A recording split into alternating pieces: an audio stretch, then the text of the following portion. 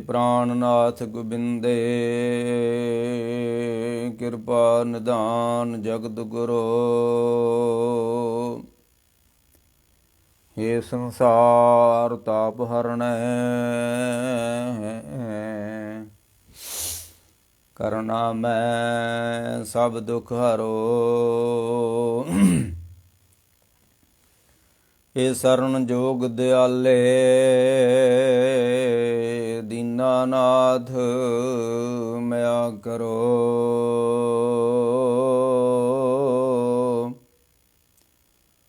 ਸਰੀਰ ਸਵਸਤ ਖੀਨ ਸੁਮੈ ਸਿਮਰੰਤ ਨਾਨਕ ਰਾਮ ਦਮੋਦਰ ਮਾਧਵੇ। ਸਰੀਰ ਸਵਸਤ ਖੀਨ ਸਮੈ ਸਿਮਰੰਤ ਨਾਨਕ ਰਾਮ ਦਮੋਦਰ ਮਾਧਵੇ।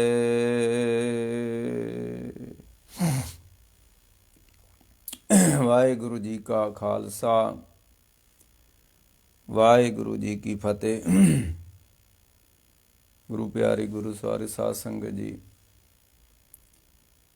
ਜੋ ਸਿੱਖ ਕੌਮ ਸ਼ਹੀਦਾਂ ਦਾ ਪੰਦਰਵਾੜਾ ਮਨਾ ਰਹੀ ਹੈ, ਬੜਾ ਜੋਸ਼ ਹੈ, ਬੜਾ ਪਿਆਰ ਹੈ ਸੰਗਤਾਂ ਦੇ ਅੰਦਰ ਇਹਨਾਂ ਦਿਨਾਂ ਨੂੰ ਮਨਾਉਣ ਵਾਸਤੇ।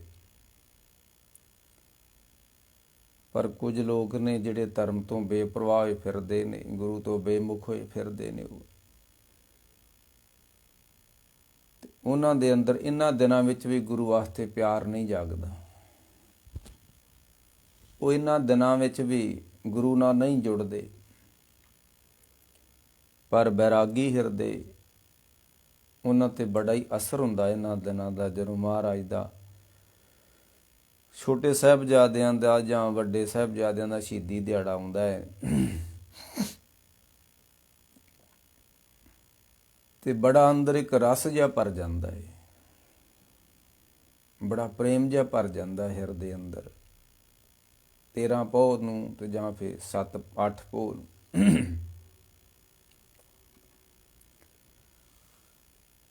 ਤੋ ਧੰਨ ਗੁਰੂ ਗੋਬਿੰਦ ਸਿੰਘ ਮਹਾਰਾਜ ਸੱਚੇ ਪਾਤਸ਼ਾਹ ਜਦੋਂ ਕਿਲ੍ਹਾ ਛੱਡ ਦਿੰਦੇ ਨੇ ਤੇ ਥੋੜ੍ਹੀ ਦੂਰ ਜਾ ਕੇ ਪਰਿਵਾਰ ਵਿਛੋੜੇ ਵਾਲੀ ਜਗ੍ਹਾ ਤੇ ਪਰਿਵਾਰ 3 ਹਿੱਸਿਆਂ ਵਿੱਚ ਹੋ ਜਾਂਦਾ ਹੈ। ਇੱਕ ਹਿੱਸੇ ਵਿੱਚ ਮਹਾਰਾਜ ਗੁਰੂ ਗੋਬਿੰਦ ਸੱਚੇ ਪਾਤਸ਼ਾਹ ਚਮਕੌਰ ਨੂੰ ਆ ਜਾਂਦੇ ਨੇ, ਰੋਪੜ ਥਾਣੀ ਹੁੰਦਿਆਂ ਹੋਇਆਂ। ਤੇ ਦੂਸਰੇ ਉਹਨਾਂ ਦੀ ਧਰਮ ਪਤਨੀ ਮਾਤਾ ਸੁੰਦਰ ਕੌਰ ਜੀ ਤੇ ਖਾਲਸੇ ਦੀ ਮਾਤਾ ਸਾਹਿਬ ਕੌਰ ਜੀ, ਭਾਈ ਮਨੀ ਸਿੰਘ ਤੇ ਭਾਈ ਜਵਾਹਰ ਸਿੰਘ, ਇਹ ਰੋਪੜ ਭਾਈ ਜਵਾਹਰ ਸਿੰਘ ਦਾ ਇੱਕ ਰਿਸ਼ਤੇਦਾਰ ਹੈ ਭਾਈ ਧੰਨਾ ਸਿੰਘ, ਉਹਦੇ ਘਰ ਪਹੁੰਚਦੇ ਨੇ ਤੇ ਉੱਥੋਂ ਫਿਰ ਭੇਸ ਵਟਾ ਕੇ ਤੇ ਇਹ ਭਾਈ ਜਵਾਹਰ ਸਿੰਘ ਦਾ ਦਿੱਲੀ ਵਿੱਚ ਇੱਕ ਹਵੇਲੀ ਸੀ, ਉੱਥੇ ਚਲੇ ਜਾਂਦੇ ਨੇ। ਤੀਸਰਾ ਹਿੱਸਾ ਬਣਦਾ ਹੈ ਸੱਚੇ ਪਾਤਸ਼ਾਹ ਦੇ ਪਰਿਵਾਰ ਦਾ, ਉਹਨਾਂ ਦੇ ਬਿਰਧ ਮਾਤਾ ਗੁਜਰ ਕੌਰ ਜੀ ਤੇ ਉਹਨਾਂ ਦੇ ਛੋਟੇ 2 ਸਪੂਤ ਸਾਹਿਬਜ਼ਾਦਾ ਜ਼ੋਰਾਵਰ ਸਿੰਘ ਜੀ ਤੇ ਸਾਹਿਬਜ਼ਾਦਾ ਬਾਬਾ ਫਤਿਹ ਸਿੰਘ ਜੀ। ਇਹਨਾਂ ਨੂੰ ਦਾਦੀ ਮਾਂ ਲੈ ਕੇ ਵਿਛੜ ਜਾਂਦੀ ਹੈ ਪਰਿਵਾਰ ਦੇ ਨਾਲੋਂ। ਰਾਤ ਹਨੇਰਾ ਹੈ, ਧੁੰਦ ਪਈ ਹੋਈ ਹੈ, ਹਾਲਾਤ ਕੋਈ ਠੀਕ ਨਹੀਂ ਹੈ। ਇਹ ਫਿਰ ਜਦੋਂ ਵਿਛੜ ਜਾਂਦੇ ਨੇ ਤੇ ਜਿਹੜੀ 7 ਪੋਹ ਦੀ ਰਾਤ ਵਾ, 6 ਪੋਹ ਨੂੰ ਉੱਥੋਂ ਤੁਰਦੇ ਨੇ ਤੇ 7 ਪੋਹ ਦਾ ਜਦੋਂ ਦਿਨ ਚੜ੍ਹ ਜਾਂਦਾ ਹੈ ਤੇ ਇਹ ਕੁੰਮੇ ਮਾਸ਼ਕੀ ਜੋ ਮੱਛੀਆਂ ਫੜਨ ਦਾ ਕੰਮ ਕਰਦਾ ਸੀ, ਕੱਲ੍ਹ ਮੈਂ ਕਿਹਾ ਮਾਛੀਵਾੜੇ ਦਾ ਮਤਲਬ ਜਿੱਥੇ ਮੱਛੀਆਂ ਦਾ ਵਾੜਾ ਸੀ, ਜਿੱਥੇ ਮੱਛੀਆਂ ਦਾ ਵਪਾਰ ਕੀਤਾ ਜਾਂਦਾ ਸੀ, ਉਹਨੂੰ ਮਾਛੀਵਾੜਾ ਕਹਿੰਦੇ। ਇਹ ਉਹਦੇ ਕੋਲ ਪਹੁੰਚਦੇ ਨੇ ਮਾਤਾ ਜੀ ਤੇ ਨਾਲ ਉਹਨਾਂ ਦੇ ਛੋਟੇ ਸਾਹਿਬਜ਼ਾਦੇ ਬਾਬਾ ਜ਼ੋਰਾਵਰ ਸਿੰਘ ਜੀ ਤੇ ਬਾਬਾ ਫਤਿਹ ਸਿੰਘ ਜੀ। ਹੁਣ ਉਹ ਮੱਛੀਆਂ ਫੜਨ ਦਾ ਕੰਮ ਕਰਦਾ ਹੈ, ਉਹ ਕੋਈ ਧਰਮੀ ਬੰਦਾ ਨਹੀਂ ਹੈ। ਉਹਦੇ ਕੋਲ ਮਾਤਾ ਜੀ ਕਿਵੇਂ ਠਹਿਰ ਸਕਦੇ ਨੇ? ਫਿਰ ਉਸ ਕੁਮੇ ਮਾਸਕੀ ਨੇ ਆਖਿਆ ਵੀ ਅੱਜ ਲਾਗੇ ਪਿੰਡ ਸਹੇੜੀ ਆ, ਇੱਥੇ ਤੁਹਾਡੇ 2 ਸਿੱਖ ਰਹਿੰਦੇ ਨੇ, ਤੇ ਤੁਸੀਂ ਹੋਵੇ ਨਾ ਤੇ ਮੈਂ ਤੁਹਾਨੂੰ ਉਹਨਾਂ ਦੇ ਘਰ ਛੱਡ ਆਉਣਾ ਹੈ। ਜਦੋਂ 7 ਪੋਹ ਦੀਆਂ ਸ਼ਾਮਾਂ ਪਈਆਂ ਤੇ ਮੂੰਹ ਜਦੋਂ ਫਿਰ ਹਨੇਰਾ ਹੋਇਆ ਥੋੜ੍ਹਾ ਜਿਹਾ, ਤੇ ਫਿਰ ਕੁੰਮਾ ਮਾਸਕੀ ਮਾਤਾ ਜੀ ਨੂੰ ਨਾਲ ਲੈ ਕੇ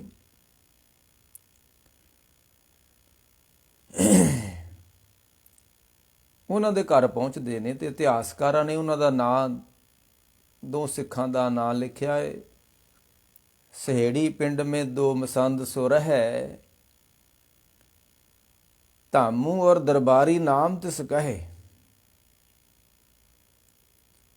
ਇੱਕ ਦਾ ਨਾਮ ਭਾਈ ਧਾਮੂ ਆ, ਇੱਕ ਦਾ ਨਾਮ ਭਾਈ ਦਰਬਾਰੀ ਆ। ਇਹ ਕਿਸੇ ਵੇਲੇ ਸਮੇਂ ਸਿੱਖ ਰਹੇ ਨੇ। ਇਹ ਭਾਈ ਉਹ ਕੁੰਮਾ ਮਾਸ਼ਕੀ ਜਦੋਂ ਬਜ਼ੁਰਗ ਮਾਤਾ ਜੀ, ਮਾਤਾ ਗੁਜਰ ਕੌਰ ਤੇ ਸਾਹਿਬਜ਼ਾਦਿਆਂ ਨੂੰ ਲੈ ਕੇ ਭਾਈ ਧਾਮੂ ਦੇ ਘਰ ਪਹੁੰਚਦੇ ਨੇ। ਪਿੰਡ ਸਹੇੜੀ ਮੇ ਸਿੱਖ 2 ਰਹਿ, ਮਸੰਦ ਸੋ ਰਹਿ, ਧਾਮੂ ਔਰ ਦਰਬਾਰੀ ਨਾਮ ਤਿਸ ਕਹੇ।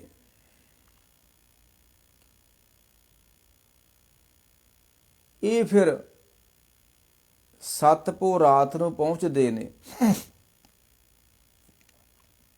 ਤੇ 8 ਪੋਹ ਨੂੰ ਉਹਨਾਂ ਦੇ ਘਰ ਵਿੱਚ ਰਹਿੰਦੇ ਨੇ। ਇਹ ਫਿਰ ਸਮੇਂ ਤੋਂ ਡਰਦਿਆਂ, ਹਕੂਮਤ ਤੋਂ ਡਰਦਿਆਂ ਹੋਇਆਂ ਤੇ ਕੁਝ ਲਾਲਚ ਵਸ ਹੋ ਕੇ ਤੇ ਇਹ ਫਿਰ 9 ਪੋਹ ਨੂੰ ਮਾਤਾ ਜੀ ਤੇ ਸਾਹਿਬਜ਼ਾਦੇ ਬਾਬਾ ਜ਼ੋਰਾਵਰ ਸਿੰਘ ਜੀ ਤੇ ਸਾਹਿਬਜ਼ਾਦਾ ਬਾਬਾ ਅਜੀਤ ਸਿੰਘ ਜੀ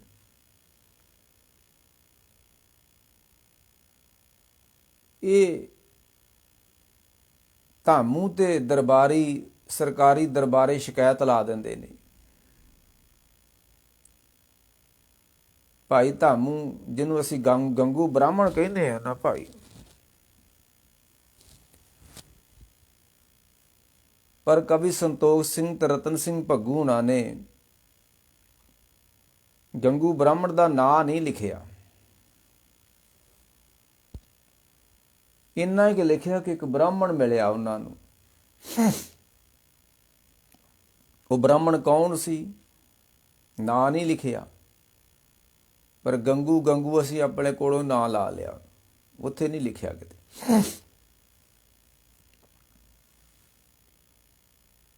ਇਹ ਫਿਰ ਜਦੋਂ 9 ਪੋਹ ਨੂੰ ਜਾ ਕੇ ਧਾਮੂ ਮੋਰਿੰਡੇ ਥਾਣੇ ਜਾਂਦਾ ਹੈ ਤੇ ਮੋਰਿੰਡੇ ਥਾਣੇ ਜਾ ਕੇ ਸ਼ਿਕਾਇਤ ਲਾ ਦਿੰਦਾ ਤੇ ਸੂਹ ਦਿੰਦਾ ਕਿ ਧੰਨ ਗੁਰੂ ਗੋਬਿੰਦ ਸਿੰਘ ਮਹਾਰਾਜ ਦੇ ਛੋਟੇ ਸਾਹਿਬਜ਼ਾਦੇ ਤੇ ਉਹਨਾਂ ਦੇ ਮਾਤਾ ਜੀ ਮੇਰੇ ਘਰ ਵਿੱਚ ਠਹਿਰੇ ਹੋਏ ਨੇ,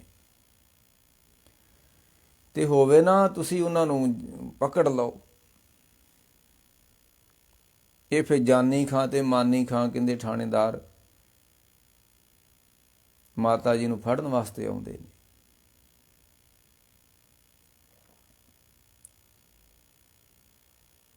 ਤੇ ਇਹਨਾਂ ਨੂੰ ਫੜ ਕੇ ਲੈ ਜਾਂਦੇ ਨੇ। ਫਿਰ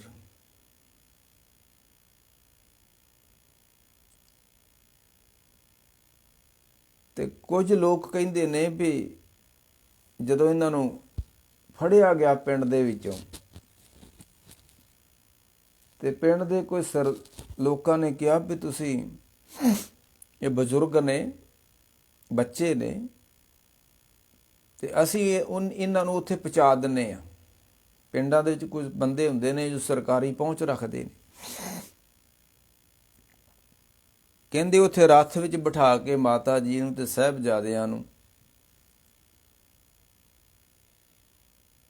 ਮਰਿੰਡੇ ਥਾਣੇ ਵਿੱਚ ਪਹੁੰਚਾਇਆ ਗਿਆ। ਉੱਥੇ ਗੁਰਦੁਆਰਾ ਰੱਥ ਸਾਹਿਬ ਹੈ, ਜਿੱਥੋਂ ਬੈਠ ਕੇ ਮਾਤਾ ਜੀ ਬਜ਼ੁਰਗ ਸਨ, ਬੱਚੇ ਸਨ। ਇਸ ਤਰ੍ਹਾਂ ਦੇ ਨਾਲ ਫਿਰ ਇਹ ਜਦੋਂ 9 ਪੋਹ ਨੂੰ ਫੜ ਲੈਂਦੇ ਨੇ ਤੇ ਬੜੀ ਕਾਹਲ ਦੇ ਨਾਲ ਜਦੋਂ ਉੱਥੇ ਕੈਦ ਹੁੰਦੇ ਨੇ ਸਾਹਿਬਜ਼ਾਦੇ,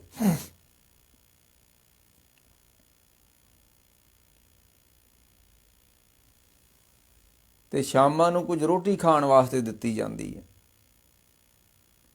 ਤੇ ਜਦੋਂ ਸਾਹਿਬਜ਼ਾਦੇ ਰੋਟੀ ਤੱਕਦੇ ਨੇ ਤੇ ਮਾਤਾ ਜੀ ਨੂੰ ਕਹਿੰਦੇ ਨੇ ਕਿ ਇਹ ਤੇ ਹਮਰੇ ਕੂਕਰ ਕਾ ਨਾ ਖਾਇਆ ਹੈ।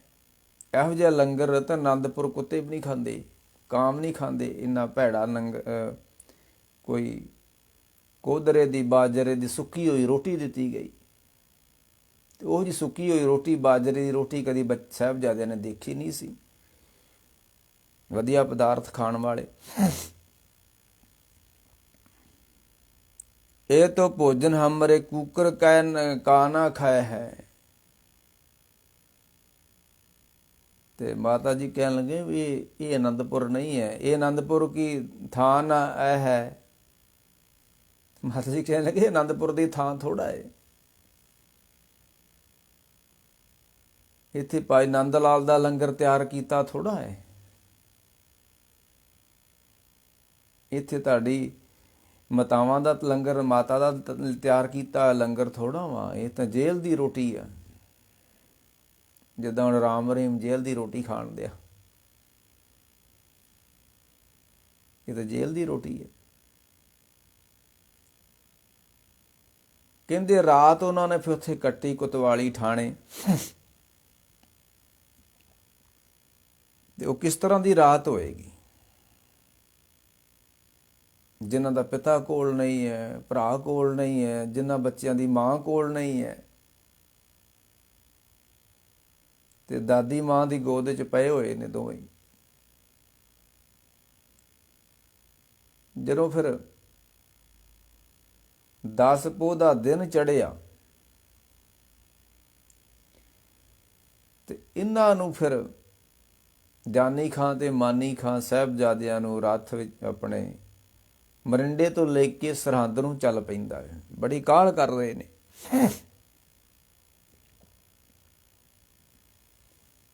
ਤੇ ਉਹਨੇ ਚਿਰ ਨੂੰ ਕਹਿੰਦੇ ਸੂਬਾ ਸਰਹੰਦ ਵਿੱਚ ਜਿਹੜਾ ਸੀ ਚਮਕੌਰ ਦੀ ਜੰਗ ਵੱਲ ਇਧਰੋਂ ਖਾਲੀ ਵਿਹਲਾ ਹੋ ਕੇ ਤੇ ਸਰਹੰਦ ਪਹੁੰਚ ਚੁੱਕਾ ਸੀ। ਕੁਝ ਨੂੰ 10 ਪੋਹ ਨੂੰ ਇਹ ਸਾਹਿਬਜ਼ਾਦਿਆਂ ਨੂੰ ਲੈ ਕੇ ਉੱਥੇ ਗਿਆ ਤੇ ਉਹਨੇ ਚਿਰ ਨੂੰ ਜਦੋਂ ਲੇਟ ਆਇਆ ਸੂਬਾ ਸਰਹੰਦ ਵੀ। ਜਦੋਂ ਉਹਨੂੰ ਪਤਾ ਲੱਗਾ ਵੀ ਧੰਨ ਗੁਰੂ ਗੋਬਿੰਦ ਸਿੰਘ ਮਾਰ ਦੇ ਪੁੱਤਰ ਤੇ ਉਹਨਾਂ ਦੀ ਮਾਤਾ ਸਾਡੇ ਕੈਦ ਵਿੱਚ ਆ ਗਏ ਨੇ, ਤੇ ਬੜਾ ਖੁਸ਼ ਹੋਇਆ। ਚਲ ਕੁਝ ਨਾ ਕੁਝ ਤਾਂ ਸਾਡੀ ਰਹਿ ਗਈ। ਉਸ ਨੂੰ ਫੜਨਾ ਚਾਹੁੰਦੇ ਸੀ, ਉਹ ਫੜੇ ਨਹੀਂ ਗਏ, ਤੇ ਪੁੱਤਰ ਤਾਂ ਫੜੇ ਹੀ ਗਏ ਨੇ। ਤੇ ਪੁੱਤਰਾਂ ਦਾ ਵਿਜੋਗ ਤੇ ਪੁੱਤਰਾਂ ਦਾ ਦੁੱਖ ਤੇ ਕੋਈ ਪੰਛੀ ਵੀ ਨਹੀਂ ਸਹਾਰਦਾ, ਤੇ ਉਹਦੇ ਪੁੱਤਰਾਂ ਦਾ ਦੁੱਖ ਕਿਵੇਂ ਸਹਾਰੇਗਾ। ਕਹਿੰਦੇ ਨਾ ਕਿ ਪੁੱਤਰਾਂ ਦਾ ਦੁੱਖ ਤਾਂ ਪੰਛੀ ਵੀ ਨਹੀਂ ਸਹਾਰਦੇ। ਇਹ ਦੁੱਖ ਇਸ ਤਰ੍ਹਾਂ ਦਾ ਰੱਬ ਨੇ ਲਾਇਆ ਹੋਇਆ। ਕਹਿੰਦੇ ਜਦੋਂ ਉਸ ਨੂੰ ਪਤਾ ਲੱਗਾ ਤੇ 10 ਪੋਹ ਰਾਤ ਨੂੰ, ਸ਼ਾਮਾਂ ਨੂੰ,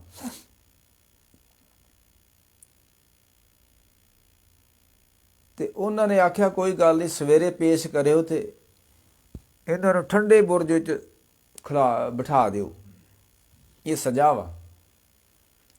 ਮੈਂ ਅੱਗੇ ਵੀ ਕਹਿੰਦਾ ਹੁੰਦਾ ਵੀ ਜੇ ਜੇਠ ਹਾੜ ਵਾ ਤੇ ਤੱਤੀ ਤਵੀ ਆ, ਜੇ ਪੋਹ ਆ ਤਾਂ ਠੰਡਾ ਬੁਰਜ ਵਾ। ਇਹ ਸਜ਼ਾ ਹੁੰਦੀ ਹੈ। ਸਜ਼ਾ ਦਿੱਤੀ ਗਈ ਰਾਤ ਮਾਤਾ ਜੀ ਨੂੰ। ਇੱਕ ਬਜ਼ੁਰਗ ਸਰੀਰ ਵਾ, 80 ਸਾਲ ਦੀ ਉਮਰ ਹੈ, ਬਜ਼ੁਰਗ ਸਰੀਰ ਆ, ਤੇ ਰਾਤ ਠੰਡੇ ਬੁਰਜ ਵਿੱਚ ਕੱਟਣੀ ਕਿੱਡੀ ਮੁਸ਼ਕਿਲ ਬਾਤ ਹੈ। ਤੇ ਛੋਟੇ ਛੋਟੇ ਬੱਚੇ, ਉਹਨਾਂ ਵਾਸਤੇ ਠੰਡੇ ਬੁਰਜ ਵਿੱਚ ਰਾਤ ਰਹਿਣਾ। ਪਰ ਕੁਦਰਤ ਬੜੀ ਡਾਢੀ ਹੈ। ਜਦੋਂ ਅਗਲੀ ਰਾਤ ਮੋਤੀ ਰਾਮ ਨੂੰ ਪਤਾ ਲੱਗਾ, ਜਦੋਂ ਅਗਲੀ ਰਾਤ 11 ਪੋਹ ਚੜ੍ਹੀ ਦਿਨ ਚੜ੍ਹਿਆ ਤੇ ਸੂਬੇ ਨੇ ਕਹਿੰਦੇ ਕਚਹਿਰੀ ਲਾਈ ਤੇ ਮਾਤਾ ਜੀ ਨੂੰ ਤੇ ਸਾਹਿਬਜ਼ਾਦਿਆਂ ਨੂੰ ਕਚਹਿਰੀ ਵਿੱਚ ਪੇਸ਼ ਕੀਤਾ ਜਾਂਦਾ। ਪਹਿਲੀ ਪੇਸ਼ੀ ਜਿਹੜੀ ਆ ਉਹ 11 ਪੋਹ ਨੂੰ ਹੁੰਦੀ ਹੈ। ਤੇ ਸੂਬਾ ਸਰਹੰਦ ਉਹਨਾਂ ਦੇ ਚਿਹਰੇ ਦੀ ਰੌਣਕ ਦੇਖ ਕੇ, ਬੇਬਾਕੀ ਦੇਖ ਕੇ, ਨਿਡਰਤਾ ਦੇਖ ਕੇ, ਨਿਰਭੈਤਾ ਦੇਖ ਕੇ ਬੜਾ ਹੈਰਾਨ ਹੋਇਆ ਵੀ ਬੱਚੇ ਨੇ, ਇਹਨਾਂ ਦਾ ਪਿਤਾ ਕੋਲ ਨਹੀਂ ਹੈ, ਇਹਨਾਂ ਦੀ ਮਾਤਾ ਕੋਲ ਨਹੀਂ, ਇਹਨਾਂ ਦੇ ਘਰ ਕਾਟ ਨਹੀਂ ਰਿਹਾ, ਪਰ ਇਹਨਾਂ ਦੇ ਚਿਹਰੇ ਉੱਤੇ ਡਰ ਕਿਉਂ ਨਹੀਂ ਹੈ। ਤੇ ਜਦੋਂ ਕਚਹਿਰੀ ਦੇ ਅੰਦਰ ਉਹਨਾਂ ਨੂੰ ਇਹ ਕਿਹਾ ਗਿਆ ਵੀ ਤੁਹਾਡੇ ਪਿਤਾ ਨੂੰ ਖਤਮ ਕਰ ਦਿੱਤਾ ਗਿਆ, ਤੁਹਾਡੇ ਪਿਤਾ ਨੂੰ ਮਾਰ ਦਿੱਤਾ ਗਿਆ, ਤੇ ਸਾਹਿਬਜ਼ਾਦੇ ਕਹਿਣ ਲੱਗੇ ਇਸ ਧਰਤੀ ਉੱਤੇ ਕੋਈ ਨਹੀਂ ਜੰਮਿਆ ਜਿਹੜੇ ਸਾਡੇ ਪਿਤਾ ਨੂੰ ਮਾਰ ਸਕੇ। ਜਿਹੜਾ ਸਾਡੇ ਪਿਤਾ ਨੂੰ ਕੋਈ ਨਹੀਂ ਮਾਰ ਸਕਦਾ, ਤੈਨੂੰ ਭੁਲੇਖਾ ਹੈ, ਤੂੰ ਆਪਣਾ ਵਹਿਮ ਕੱਢ ਦੇ। ਤੇ ਸ਼ਰਤ ਰੱਖੀ ਗਈ ਵੀ ਜਾਂ ਤੇ ਇਸਲਾਮ ਕਬੂਲ ਕਰ ਲਓ, ਨਹੀਂ ਤੇ ਮਾਰ ਦਿੱਤਾ ਜਾਏਗਾ। ਇਹ ਦੋ ਗੱਲਾਂ ਕਹਿ ਕੇ ਨਾ ਤੇ ਕਚਹਿਰੀ ਨੂੰ ਬੰਦ ਕੀਤਾ ਗਿਆ। ਹੁਣ ਤੇ ਜੱਜ ਬਹਿੰਦੇ ਨੇ ਕਚਹਿਰੀਆਂ ਵਿੱਚ, ਵਕੀਲ ਭੁਗਤਦੇ ਨੇ। ਉਦੋਂ ਰਾਜਿਆਂ ਦੀਆਂ ਆਪਣੀਆਂ ਕਚਹਿਰੀਆਂ ਹੁੰਦੀਆਂ ਸੀ ਤੇ ਆਪ ਹੀ ਰਾਜੇ ਜੱਜ ਬਣਦੇ ਸਨ। ਕਹਿੰਦੇ ਫਿਰ 11 ਪੋਹ ਦੀ ਜਦੋਂ ਕਚਹਿਰੀ ਬੰਦ ਹੋਈ ਆ ਤੇ ਮਾਤਾ ਗੁਜਰ ਕੌਰ ਜੀ ਠੰਡੇ ਬੁਰਜ ਵਿੱਚ ਨੇ ਤੇ ਸਾਹਿਬਜ਼ਾਦਿਆਂ ਨੂੰ ਫਿਰ ਬੁਰਜ 'ਚ ਪਹੁੰਚਾ ਦਿੱਤਾ ਗਿਆ। ਸ਼ਾਮਾਂ ਪਈਆਂ ਤੇ ਸ਼ਹਿਰ ਦੇ ਵਿੱਚ ਪਤਾ ਲੱਗ ਚੁੱਕਾ ਸੀ ਵੀ ਧੰਨ ਗੁਰੂ ਗੋਬਿੰਦ ਸਿੰਘ ਮਹਾਰਾਜ ਦੇ ਪੁੱਤਰ ਇੱਥੇ ਸ਼ਹੀਦ ਆਪਣੇ ਕੈਦ ਨੇ, ਤੇ ਨਾਲ ਉਹਨਾਂ ਦੇ ਮਾਤਾ ਜੀ ਵੀ ਨੇ, ਉਹਨਾਂ ਦੇ ਤੇ ਪੁੱਤਰ ਵੀ ਨੇ ਇੱਥੇ ਕੈਦ ਵਿੱਚ ਨੇ। ਤੇ ਸ਼ਹਿਰ ਦਾ ਰਹਿਣ ਵਾਲਾ ਮੋਤੀ ਰਾਮ, ਜਿਹਨੂੰ ਅਸੀਂ ਮਹਿਰਾ ਮਹਿਰਾ ਕਹੀ ਜਾਂਦੇ, ਗੁਰੂ ਕੇ ਸਿੱਖਾਂ ਦੀ ਜਾਤ ਨਹੀਂ ਹੁੰਦੀ ਭਾਈ। ਜਾਤ ਤੇ ਉਹਨਾਂ ਲੋਕਾਂ ਦੀ ਹੁੰਦੀ ਹੈ ਜਿਹੜੇ ਗੁਰੂ ਤੋਂ ਪਰਾਂ ਹੋ ਕੇ ਜੀਂਦੇ ਨੇ। ਜਿਹੜੇ ਗੁਰੂ ਦੇ ਹੋ ਜਾਂਦੇ ਨੇ ਉਹਨਾਂ ਦੀ ਜਾਤ ਨਹੀਂ ਹੁੰਦੀ। ਉਹਨਾਂ ਦੀ ਜਾਤ, ਹਮਰੀ ਜਾਤ ਪਾਤ ਗੁਰ ਸਤਗੁਰ, ਹਮ ਵੇਚਿਓ ਸਿਰ ਗੁਰ ਪੈ। ਜਿਹੜੀ ਗੁਰੂ ਦੀ ਜਾਤ ਹੁੰਦੀ ਆ ਉਹੀ ਸਿੱਖ ਦੀ ਜਾਤ ਹੁੰਦੀ ਆ। ਪਰ ਅਸੀਂ ਫਿਰ ਜਾਤਾਂ ਪਾਤਾਂ 'ਚ ਅੰਮ੍ਰਿਤ ਛਕ ਕੇ ਵੀ ਵੰਡੀਆਂ ਪਾਈਆਂ ਹੋਈਆਂ ਨੇ। ਤੇ ਮੋਤੀ ਰਾਮ ਨੂੰ ਅਸੀਂ ਮੋਤੀ ਰਾਮ ਮਹਿਰਾ ਕਹਿੰਦੇ ਆ, ਮਹਿਰਾ ਜਾਤ ਸੀ ਉਹਨਾਂ ਦੀ। ਪਰ ਨਹੀਂ, ਹਮਰੀ ਜਾਤ ਪਾਤ ਗੁਰ ਸਤਗੁਰ, ਹਮ ਵੇਚਿਓ ਸਿਰ ਗੁਰ ਪੈ। ਨਾਨਕ ਨਾਮ ਭਰਿਓ ਗੁਰ ਚੇਲਾ। ਜਦੋਂ ਕੋਈ ਸਿੱਖ ਆਪਣਾ ਸਿਰ ਵੇਚ ਦਿੰਦਾ ਹੈ, ਗੁਰੂ ਦੇ ਅੱਗੇ ਵਿਕ ਜਾਂਦਾ ਹੈ, ਫਿਰ ਉਹਦੀ ਜਾਤ ਨਹੀਂ ਰਹਿੰਦੀ, ਉਹਨੂੰ ਗੁਰੂ ਕਾ ਚੇਲਾ ਕਹਿੰਦੇ ਨੇ। ਉਹਨੂੰ ਗੁਰੂ ਦਾ ਕਹਿੰਦੇ ਨੇ, ਉਹਨੂੰ ਫਿਰ ਜਾਤ ਨਾਲ ਕੋਈ ਸੰਬੋਧਨ ਨਹੀਂ ਕਰਦਾ।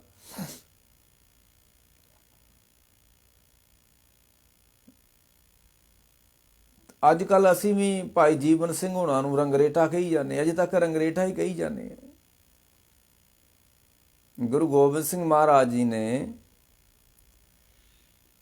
ਬਾਬਾ ਜੀਵਨ ਸਿੰਘ ਨੂੰ ਛਾਤੀ ਨਾਲ ਲਾ ਕੇ ਆਖਿਆ, ਰੰਗਰੇਟਾ ਨਹੀਂ, ਰੰਗਰੇਟਾ ਦੇ ਗੁਰੂ ਤੋਂ ਮਿਲਣ ਤੋਂ ਪਹਿਲਾਂ ਸੀ, ਉਹਨਾਂ ਦੀ ਜਾਤ ਸੀ ਰੰਗਰੇਟਾ।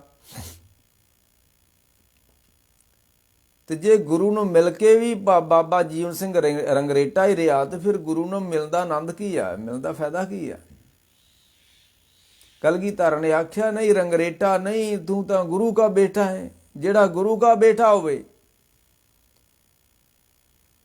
ਉਹ ਰੰਗਰੇਟਾ ਨਹੀਂ ਹੋ ਸਕਦਾ, ਤੇ ਜਿਹੜਾ ਰੰਗਰੇਟਾ ਵਾ ਉਹ ਗੁਰੂ ਕਾ ਬੇਟਾ ਨਹੀਂ ਹੈ। ਮਾਰ ਕਹਿੰਦੇ ਰੰਗਰੇਟਾ ਨਹੀਂ, ਗੁਰੂ ਕਾ ਬੇਟਾ ਤੂੰ ਤਾਂ ਭਾਈ। ਬਾਬਾ ਜੀਵਨ ਸਿੰਘ ਨੂੰ ਕਹਿ ਦਿੱਤਾ। ਤੇ ਮੋਤੀ ਰਾਮ ਨੂੰ ਅਜੇ ਤੱਕ ਲੋਕੀ ਮਹਿਰਾ ਹੀ ਕਹੀ ਜਾਂਦੇ ਨੇ। ਕਹਿੰਦੇ ਨੇ ਫਿਰ ਉਹਨੂੰ ਪਤਾ ਲੱਗਾ ਵੀ ਮਾਤਾ ਜੀ ਠੰਡੇ ਬੁਰਜ ਵਿੱਚ ਕੈਦ ਨੇ, ਨਾਲ ਉਹਨਾਂ ਦੇ 2 ਪੋਤਰੇ ਬਾਬਾ ਜੋਰਾਵਰ ਸਿੰਘ ਜੀ ਤੇ ਬਾਬਾ ਫਤਿਹ ਸਿੰਘ ਜੀ ਕੈਦ ਵਿੱਚ ਨੇ। ਕਹਿੰਦੇ ਆ ਵੀ ਇਹਨੇ ਸੋਚਿਆ ਵੀ ਹੁਣ ਕੋਈ ਸੇਵਾ ਕੀਤੀ ਜਾਵੇ। ਮੈਂ ਅੱਜ ਵੀ ਇੱਕ ਸ਼ਬਦ ਲੱਗਾ ਸੀ, ਸਾ ਸੇਵਾ ਕੀਤੀ ਸਫਲ ਹੈ ਜਿਤ ਸਤਿਗੁਰ ਕਾ ਮਨ ਮੰਨੇ। ਜਾਂ ਸਤਿਗੁਰ ਕਾ ਮਨ ਮੰਨਿਆ ਤਾਂ ਪਾਪ ਕਸੰਬਲ ਭੰਨੇ।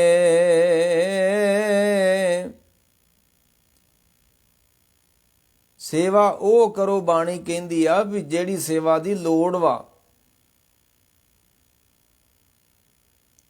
ਤੇ ਜਿਸ ਦੀ ਲੋੜ ਨਹੀਂ ਉਹ ਨਾ ਕਰੋ। ਸਾ ਸੇਵਾ ਕੀਤੀ ਸਫਲ ਹੈ ਜਿਤ ਸਤਿਗੁਰ ਕਾ ਮਨ ਮੰਨੇ।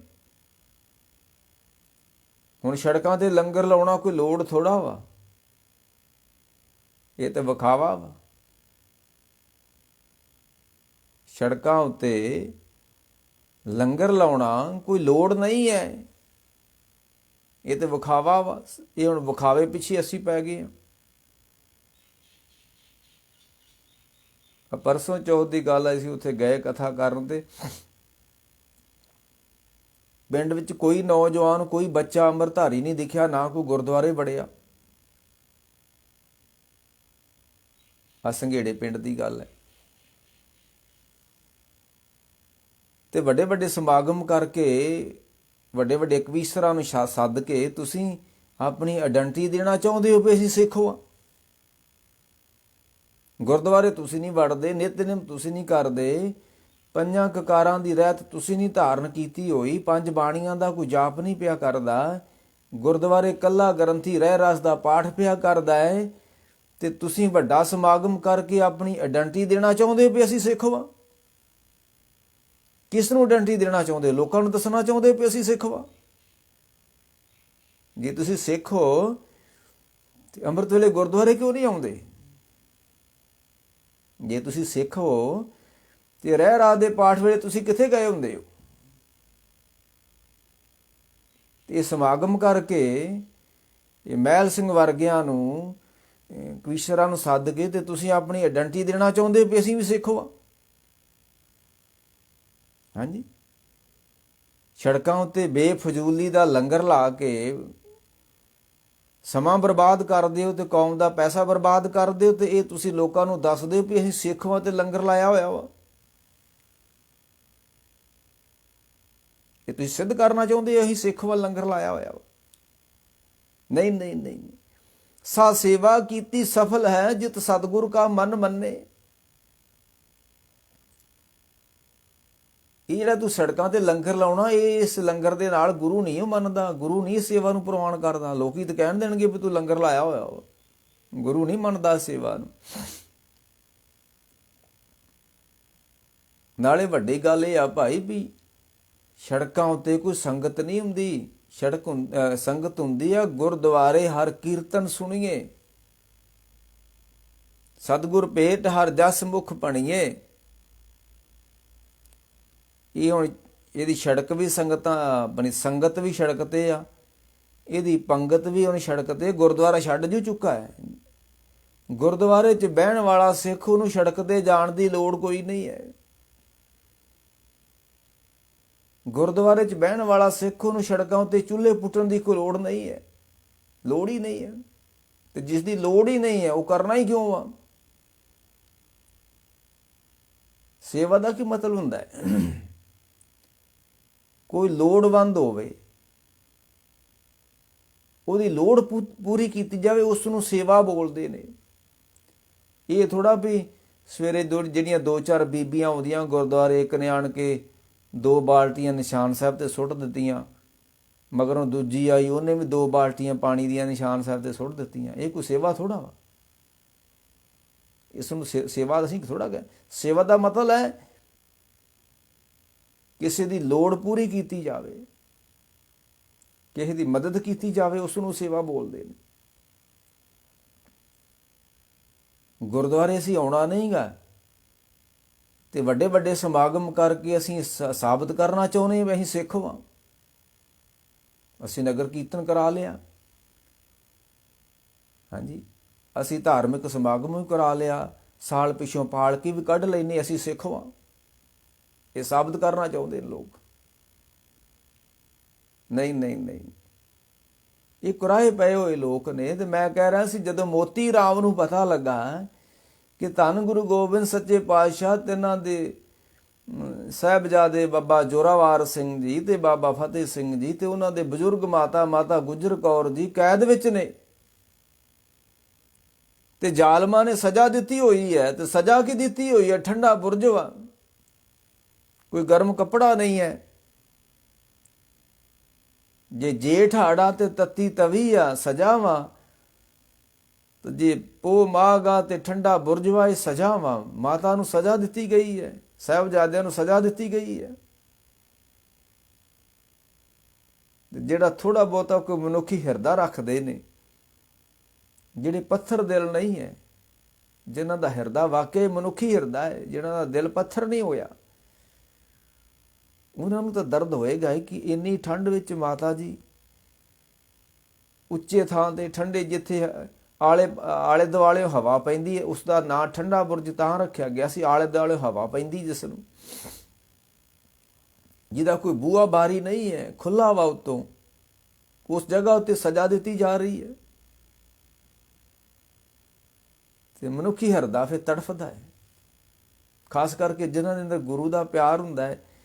ਤੇ ਗੁਰੂ ਪਰਿਵਾਰ ਦੇ ਨਾਲ ਇਸ ਤਰ੍ਹਾਂ ਹੋ ਰਿਹਾ ਹੈ ਤੇ ਉਸ ਸਿੱਖ ਨੂੰ ਚੈਨ ਕਿਵੇਂ ਆ ਗਿਆ, ਉਸ ਨੂੰ ਨੀਂਦ ਕਿਵੇਂ ਆਈ?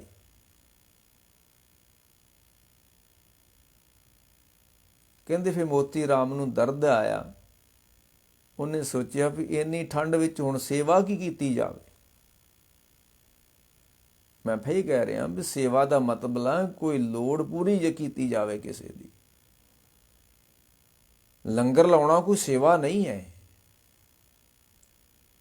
ਰੱਜਿਆਂ ਨੂੰ ਰਜਾਉਣਾ ਕੋਈ ਸੇਵਾ ਨਹੀਂ ਹੈ, ਕੋਈ ਸੇਵਾ ਨਹੀਂ ਹੈ। ਇਸ ਨੂੰ ਸੇਵਾ 'ਚ ਨਾ ਮੈਂ ਲੈਣਾ ਵੀ ਲੰਗਰ ਲਾਇਆ ਅਸੀਂ ਸੇਵਾ ਕਰਨ ਦੇ ਆ। ਨਾਲੇ ਸੜਕਾਂ ਤੇ ਕੌਣ ਲੋਕ ਜਾ ਰਹੇ ਨੇ, ਮੰਡੀਰ ਤੁਰੀ ਜਾ ਰਹੀ ਹੈ, ਮੰਡੀਰਾਂ ਨੇ ਤਾਜ਼ੀਆਂ ਹਜਾਮਤਾਂ ਕਰਾਈਆਂ ਹੋਈਆਂ ਨੇ, ਮੋਟਰਸਾਈਕਲਾਂ ਤੇ ਪਟਾਕੇ ਪਏ ਮਾਰਦੇ ਨੇ, ਮੂੰਹਾਂ 'ਚ ਉਹਨਾਂ ਨੇ ਭੂਪੇ ਲਏ ਹੋਏ ਨੇ ਤੇ ਖਰੂਦ ਪਏ ਕੁੱਦਦੇ ਨੇ। ਤੇ ਜਿਹੜੀ ਮੰਡੀਰ ਖਰੂਦ ਪਈ ਕੁੱਦਦੀ ਆ, ਤੁਸੀਂ ਉਹਨੂੰ ਸੰਗਤ ਮੰਨ ਕੇ ਬੈਠੇ ਹੋਏ ਹੋ ਤੇ ਸੇਵਾ ਪਏ ਕਰਦੇ ਹੋ। ਇਹ ਮੰਡੀਰ ਤੋਂ ਦੂਰ ਹੀ ਰਹਿਣਾ ਚਾਹੀਦਾ। ਉਹ ਫਿਰ ਕਹਿੰਦੇ ਮੋਤੀ ਰਾਮ ਨੇ ਸੋਚਿਆ ਵੀ ਹੁਣ ਕੋਈ ਸੇਵਾ ਕੀਤੀ ਜਾਵੇ। ਤੇ ਘਰੋਂ ਦੁੱਧ ਗਰਮ ਕਰਕੇ ਕਹਿੰਦੇ ਜਦੋਂ ਉੱਥੇ ਪਹੁੰਚਾ ਤੇ ਸੰਤਰੀ ਅੱਗੇ ਡਿਊਟੀ ਤੇ ਆ। ਕੋਈ ਕਹਿੰਦਾ ਵੀ ਪੌੜੀ ਲਾ ਕੇ ਦੁੱਧ ਪਹੁੰਚਾਤਾ, ਕੋਈ ਕਹਿੰਦਾ ਵੀ ਜਦੋਂ ਨੇ ਸੰਤਰੀ ਨੇ ਆਖਿਆ ਕਿ ਮੈਂ ਦੁੱਧ ਪਹੁੰਚਾਉਣਾ ਚਾਹੁੰਦਾ ਤੇ ਉਹਨੇ ਨਾ ਨੁੱਕਰ ਕੀਤੀ। ਕਹਿੰਦੇ ਫਿਰ ਉਹਨੂੰ ਲਾਲਚ ਦਿੱਤਾ ਗਿਆ, ਕੁਝ ਕਰੋ ਸੋਨੇ ਦੀਆਂ ਕੋਈ ਮੋਹਰ ਮਾਰ, ਕੋਈ ਸੋਨੇ ਦਾ ਟੁਕੜਾ ਦੇ ਕੇ, ਕੋਈ ਪੈਸਾ ਦੇ ਕੇ, ਤੇ ਉਹਨੂੰ ਲਾਲਚ ਦਿੱਤਾ ਗਿਆ ਕਿ ਮੈਨੂੰ ਇਹ ਸੇਵਾ ਦਾ ਮੌਕਾ ਦਿੱਤਾ ਜਾਵੇ। ਇਸ ਤਰ੍ਹਾਂ ਵੀ ਇਤਿਹਾਸਕਾਰ ਬੋਲਦਾ ਹੈ। ਕਿਸ ਤਰ੍ਹਾਂ ਹੋਇਆ ਹੋਇਆ ਇਹ ਪੱਕਾ ਸਬੂਤ ਨਹੀਂ ਹੈ ਕੋਈ। ਕਹਿੰਦੇ ਫਿਰ ਉਹ ਲਾਲਚ ਦੇਖ ਕੇ ਸਿਪਾਹੀ ਨੂੰ ਤੇ ਮੋਤੀ ਰਾਮ ਫਿਰ ਮਾਤਾ ਜੀ ਕੋਲ ਪਹੁੰਚਦਾ ਹੈ। ਸਾਹਿਬਜ਼ਾਦਿਆਂ ਦੇ ਕੋਲ ਪਹੁੰਚਦਾ ਹੈ ਮੋਤੀ ਰਾਮ ਤੇ ਉਹਨਾਂ ਨੂੰ ਗਰਮ ਗਰਮ ਦੁੱਧ,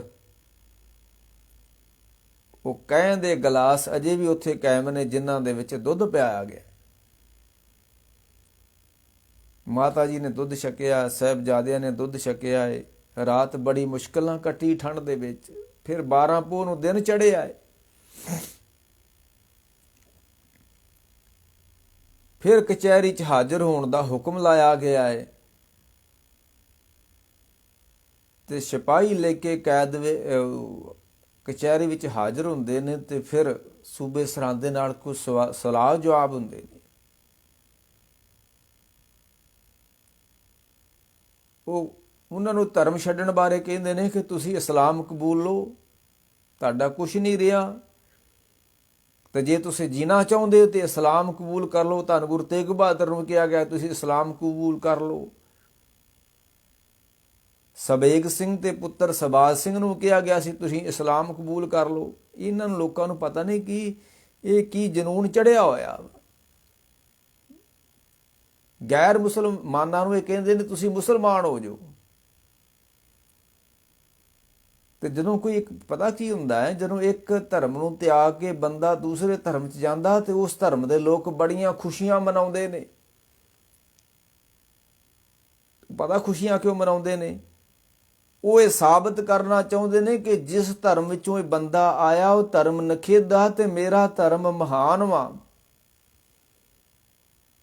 ਅੱਜ ਕੱਲ੍ਹ ਦੇ ਹੁਣ ਜਿਹੜੇ ਆ ਸਿੱਖ ਨੇ ਈਸਾਈ ਬਣਦੇ ਜਾ ਰਹੇ ਨੇ ਤੇ ਈਸਾਈ ਬੜੇ ਖੁਸ਼ ਨੇ ਵੀ ਸਾਡੇ ਧਰਮ 'ਚ ਆ ਰਹੇ ਨੇ। ਮੈਂ ਉਹਨਾਂ ਨੂੰ ਇੱਕ ਗੱਲ ਕਲੀਅਰ ਕਰਨਾ ਚਾਹੁੰਦਾ ਕਿ ਇਹ ਸਿੱਖ ਨਹੀਂ ਸੀ ਜਿਹੜੇ ਤੁਹਾਡੇ ਵਾਲੇ ਪਾਸੇ ਆ ਗਏ ਸੀ। ਨਾ ਨਾ ਨਾ, ਇਹ ਨਾਮ ਤਰੀਕ ਸਿੱਖ ਸਨ। ਇਹ ਕਦੇ ਗੁਰਦੁਆਰੇ ਨਹੀਂ ਸੀ ਵੜੇ।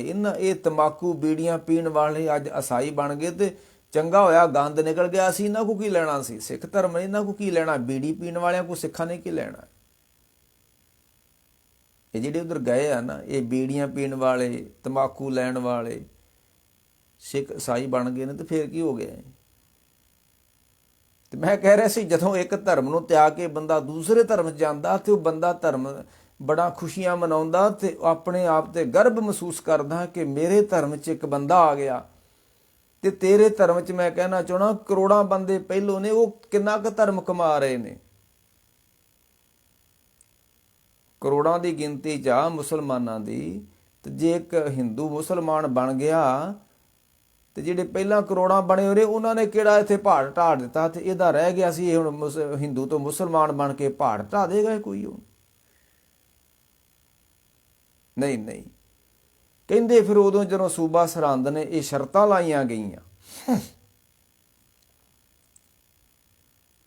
ਤੇ ਕੁਝ ਇਤਿਹਾਸਕਾਰ ਕਹਿੰਦੇ ਨੇ ਕਿ ਸਾਹਿਬਜ਼ਾਦਿਆਂ ਨੂੰ ਰੁੱਖ ਦੇ ਨਾਲ ਬੰਨ੍ਹ ਕੇ ਗਲੇਲੇ ਮਾਰੇ ਗਏ ਤੇ ਛੋਟੇ ਸਾਹਿਬਜ਼ਾਦੇ ਦੀ ਅੱਖ ਵਿੱਚ ਗਲੇਲਾ ਵੀ ਇੱਕ ਵੱਜਾ ਹੈ। ਕਹਿੰਦੇ ਉਹਨਾਂ ਦੀ ਅੱਖ ਜਾਂਦੀ ਰਹੀ ਜਦੋਂ ਗਲੇਲਾ ਵੱਜਾ ਹੈ। ਠੰਡੇ ਪਿੰਡੇ ਉੱਤੇ, ਠੰਡੇ ਹੱਥਾਂ ਉੱਤੇ ਸਾਹਿਬਜ਼ਾਦਿਆਂ ਨੂੰ ਰੁੱਖ ਨਾਲ ਬੰਨ੍ਹ ਕੇ ਤੇ ਤੂਤ ਦੀਆਂ ਸ਼ਮਕਾਂ ਮਾਰੀਆਂ ਗਈਆਂ। ਉਹਨਾਂ ਨੂੰ ਡਰਾਉਣ ਧਮਕਾਉਣ ਵਾਸਤੇ ਗਲੇਲੇ ਮਾਰੇ ਗਏ। ਦੂਰੋਂ ਨਿਸ਼ਾਨਾ ਲੈ ਕੇ ਗਲੇਲ ਦਾ ਗਲੇਲੇ ਮਾਰੇ ਗਏ। ਉਹ ਜਿਸ ਤਰ੍ਹਾਂ ਉਹ ਉੱਥੇ ਪਟਨਾ ਸਾਹਿਬ ਗਲੇਲੇ ਰੱਖ ਕੇ ਬੈਠੇ ਨੇ ਵੀ 10ਵੇਂ ਪਾਤਸ਼ਾਹ ਗਲੇਲੇ ਮਾਰਦੇ ਸਨ। ਜਿਹੜੇ ਲੋਕੀ ਪਾਣੀ ਭਰਨ ਆਉਂਦੇ ਸਨ ਘੜਿਆਂ ਨੂੰ ਗਲੇਲੇ ਮਾਰਦੇ ਸਨ। ਵੇਖੋ ਕਿੱਦਾਂ ਦੀਆਂ ਗੱਲਾਂ, ਕਿੱਦਾਂ ਦੀਆਂ ਸਾਖੀਆਂ 10ਵੇਂ ਪਾਤਸ਼ਾਹ ਦੇ ਨਾਲ ਇਹਨਾਂ ਜੋੜੀਆਂ ਹੋਈਆਂ ਨੇ। ਉਹਦਾ ਕਾਰਨ ਕੀ ਹੈ ਮੈਂ ਤੁਹਾਨੂੰ ਦੱਸਣਾ ਨਹੀਂ ਚਾਹੁੰਦਾ। ਕਹਿੰਦੇ ਵੱਡੀਆਂ ਸਜ਼ਾਵਾਂ ਦਿੱਤੀਆਂ ਗਈਆਂ 12 ਪੋਹ ਨੂੰ, ਸ਼ਮਕਾਂ ਮਾਰੀਆਂ ਗਈਆਂ, ਰੁੱਖ ਦੇ ਨਾਲ ਬੰਨ੍ਹ ਕੇ ਗਲੇਲੇ ਮਾਰੇ ਗਏ। ਈਨ ਮਨਾਉਣਾ ਚਾਹੁੰਦੇ ਸਨ ਕਿ ਤੁਸੀਂ ਆਪਣਾ ਧਰਮ ਤਿਆਗ ਦਿਓ ਜੇ। ਪਰ ਹੁਣ ਪੋਤਰੇ ਧੰਨ ਗੁਰੂ ਤੇਗ ਬਹਾਦਰ ਦੇ ਨੇ, ਪੁੱਤਰ ਗੁਰੂ ਗੋਬਿੰਦ ਸਿੰਘ ਮਹਾਰਾਜ ਦੇ ਨੇ, ਉਹ ਧਰਮ ਤਿਆਗ ਸਕਦੇ। ਇਹ ਜਿਹੜਾ ਅੱਜ ਕਹਿੰਦੇ ਨੇ ਸਿੱਖ ਧਰਮ ਤਿਆਗ ਕਰ ਰਹੇ ਆ, ਸਿੱਖ ਨਹੀਂ ਧਰਮ ਤਿਆਗਦਾ। ਇਹ ਸਿੱਖ ਨਹੀਂ ਸਨ, ਇਹ ਵੈਸੇ ਹੀ ਸਨ, ਸਿੱਖ ਨਹੀਂ ਸਨ। ਸਿੱਖ ਸੀ ਭਾਈ ਤਾਰੂ ਸਿੰਘ ਖੋਪਰਾ ਲੱਥਾ, ਤਿਆਗਿਆ ਧਰਮ ਉਹਨਾਂ ਨੇ। ਧਰਤੀ ਉੱਤੇ ਕਦੀ ਸਿੱਖ ਨੇ ਧਰਮ ਨਹੀਂ ਤਿਆਗਿਆ। ਇਹ ਸਿੱਖ ਹੀ ਨਹੀਂ ਸਨ ਜਿਹੜੇ ਤਿਆਗ ਗਏ। ਸਿੱਖ ਸੀ ਸਬੇਗ ਸਿੰਘ, ਪੁੱਤਰ ਸੀ ਸਬਾਜ ਸਿੰਘ, ਉਹਦਾ ਸਿੱਖ ਸੀ ਉਹ। ਤੇ ਜਦ ਇਹ ਪੁੱਤਰ ਨੂੰ ਸਬੇਗ ਸਿੰਘ ਦੇ ਪੁੱਤਰ ਸਬਾਜ ਸਿੰਘ ਨੂੰ ਚਰਖੜੀ ਤੇ ਚਾੜਨ ਲੱਗਾ ਜ਼ਕਰੀਆ ਖਾਂ, ਜਹੀਆ ਖਾਂ, ਇਹ ਜ਼ਕਰੀਆ ਖਾਂ ਦਾ ਪੁੱਤਰ ਹੈ, ਜਹੀਆ ਖਾਂ, ਜਹੀਆ ਖਾਂ। ਕਹਿਣ ਲੱਗੇ ਸਬੇਗ ਸਿੰਘ ਤੇਰਾ ਇੱਕੋ ਇੱਕ ਪੁੱਤਰ ਹੈ, ਤੂੰ ਆਪਣੀ ਕੁੱਲ ਬਚਾ ਲੈ। ਤੇ ਉੱਥੇ ਫਿਰ ਪਤਾ ਕੀ ਕਿਹਾ ਸਬੇਗ ਸਿੰਘ ਨੇ? ਸਿੱਖਣ ਕਾਰਜ ਸਤਿਗੁਰ ਸਵਾਰੇ, ਸੀਸ ਦਿਓ ਸਣ ਨਿਜ ਪਰਵਾਰੇ। ਤੂੰ ਕਹਿੰਦਾ ਤੂੰ ਆਪਣਾ ਧਰਮ ਤਿਆਗ ਕੇ ਤੇ ਆਪਣੀ ਕੁੱਲ ਨੂੰ ਬਚਾ ਲਾ। ਤੇ ਉਹ ਸਬੇਗ ਸੇ ਕਹਿੰਦਾ ਕਿ ਹਮ ਕਾਰਨ ਗੁਰ ਕੁਲੇ ਗਵਾਈ, ਹਮ ਕੁਲ ਰਾਖੇ ਕਵਣ ਬੜਾਈ। ਕਹਿ ਲਗੇ ਸਾਡੀ ਖਾਤਰ ਤਾਂ ਗੁਰੂ ਗੋਬਿੰਦ ਸਿੰਘ ਸਰਬੰਸ ਵਾਰ ਗਏ ਨੇ, ਸਾਰਾ ਪਰਿਵਾਰ ਵਾਰ ਗਏ ਨੇ, ਸਾਰੀ ਕੁੱਲ ਗਵਾ ਲਈ ਉਹਨਾਂ ਨੇ ਆਪਣੀ। ਤਾਂ ਹਮ ਕਾਰਨ ਗੁਰ ਕੁਲੇ ਗਵਾਈ,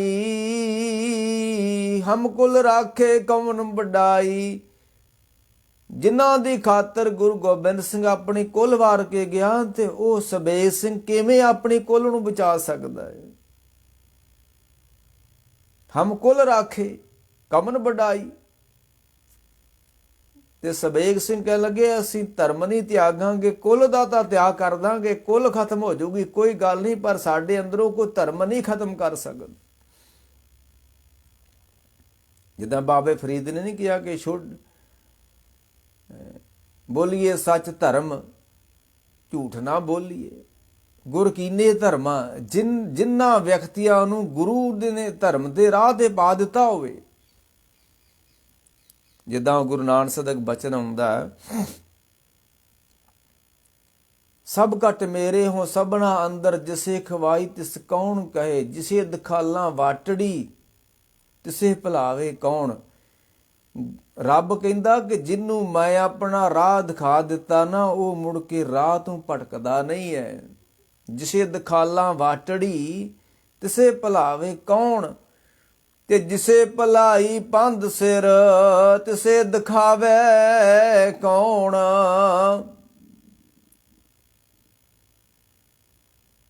ਜਿਹਨੂੰ ਗੁਰੂ ਧਰਮ ਦੇ ਰਾਹ ਤੇ ਤੋਰਦੇ, ਉਹ ਫਿਰ ਰਾਹ ਤੋਂ ਭਟਕਦਾ ਨਹੀਂ ਹੈ। ਤੇ ਭਟਕਦਾ ਉਹੀ ਹੈ ਭੂਲੇ ਮਾਰਗ ਸਤਿਗੁਰ ਪਾਇਆ, ਜਿਹਦੀ ਬਾਂਹ ਗੁਰੂ ਨੇ ਫੜੀ ਹੋਵੇ, ਜਿਹੜੇ ਗੁਰੂ ਦੇ ਰਾਹ ਤੇ ਤੁਰ ਰਿਹਾ ਹੋਵੇ, ਉਹਨੂੰ ਕੋਈ ਭਟਕਾ ਜਾਵੇ, ਉਹਨੂੰ ਕੋਈ ਰਾਹ ਤੋਂ ਪਰੇ ਕਰ ਦੇ, ਹੋ ਹੀ ਨਹੀਂ ਸਕਦਾ। ਇਹ ਜਿਹੜੇ ਹੋ ਗਏ ਨੇ ਪਰਾਂ, ਇਹ ਰਾਹ ਤੇ ਹੀ ਨਹੀਂ ਸਨ, ਇਹੋ ਕਹਿ ਲਓ।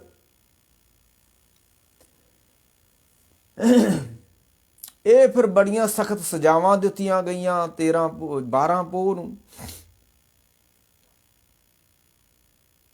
ਤੇ ਸੁੱਚਾ ਆਨੰਦ ਨੇ ਵੀ ਆਖਿਆ ਵੀ ਤੁਸੀਂ ਧਰਮ ਦਾ ਤਿਆਗ ਕਰੋ। ਜਦੋਂ ਨਹੀਂ ਮੰਨੇ ਸਾਹਿਬਜ਼ਾਦੇ, ਫਿਰ ਉਹਨੇ ਚੁੱਕਣਾ ਦਿੱਤੀ ਹੈ ਸੁੱਚੇ ਆਨੰਦ ਨੇ,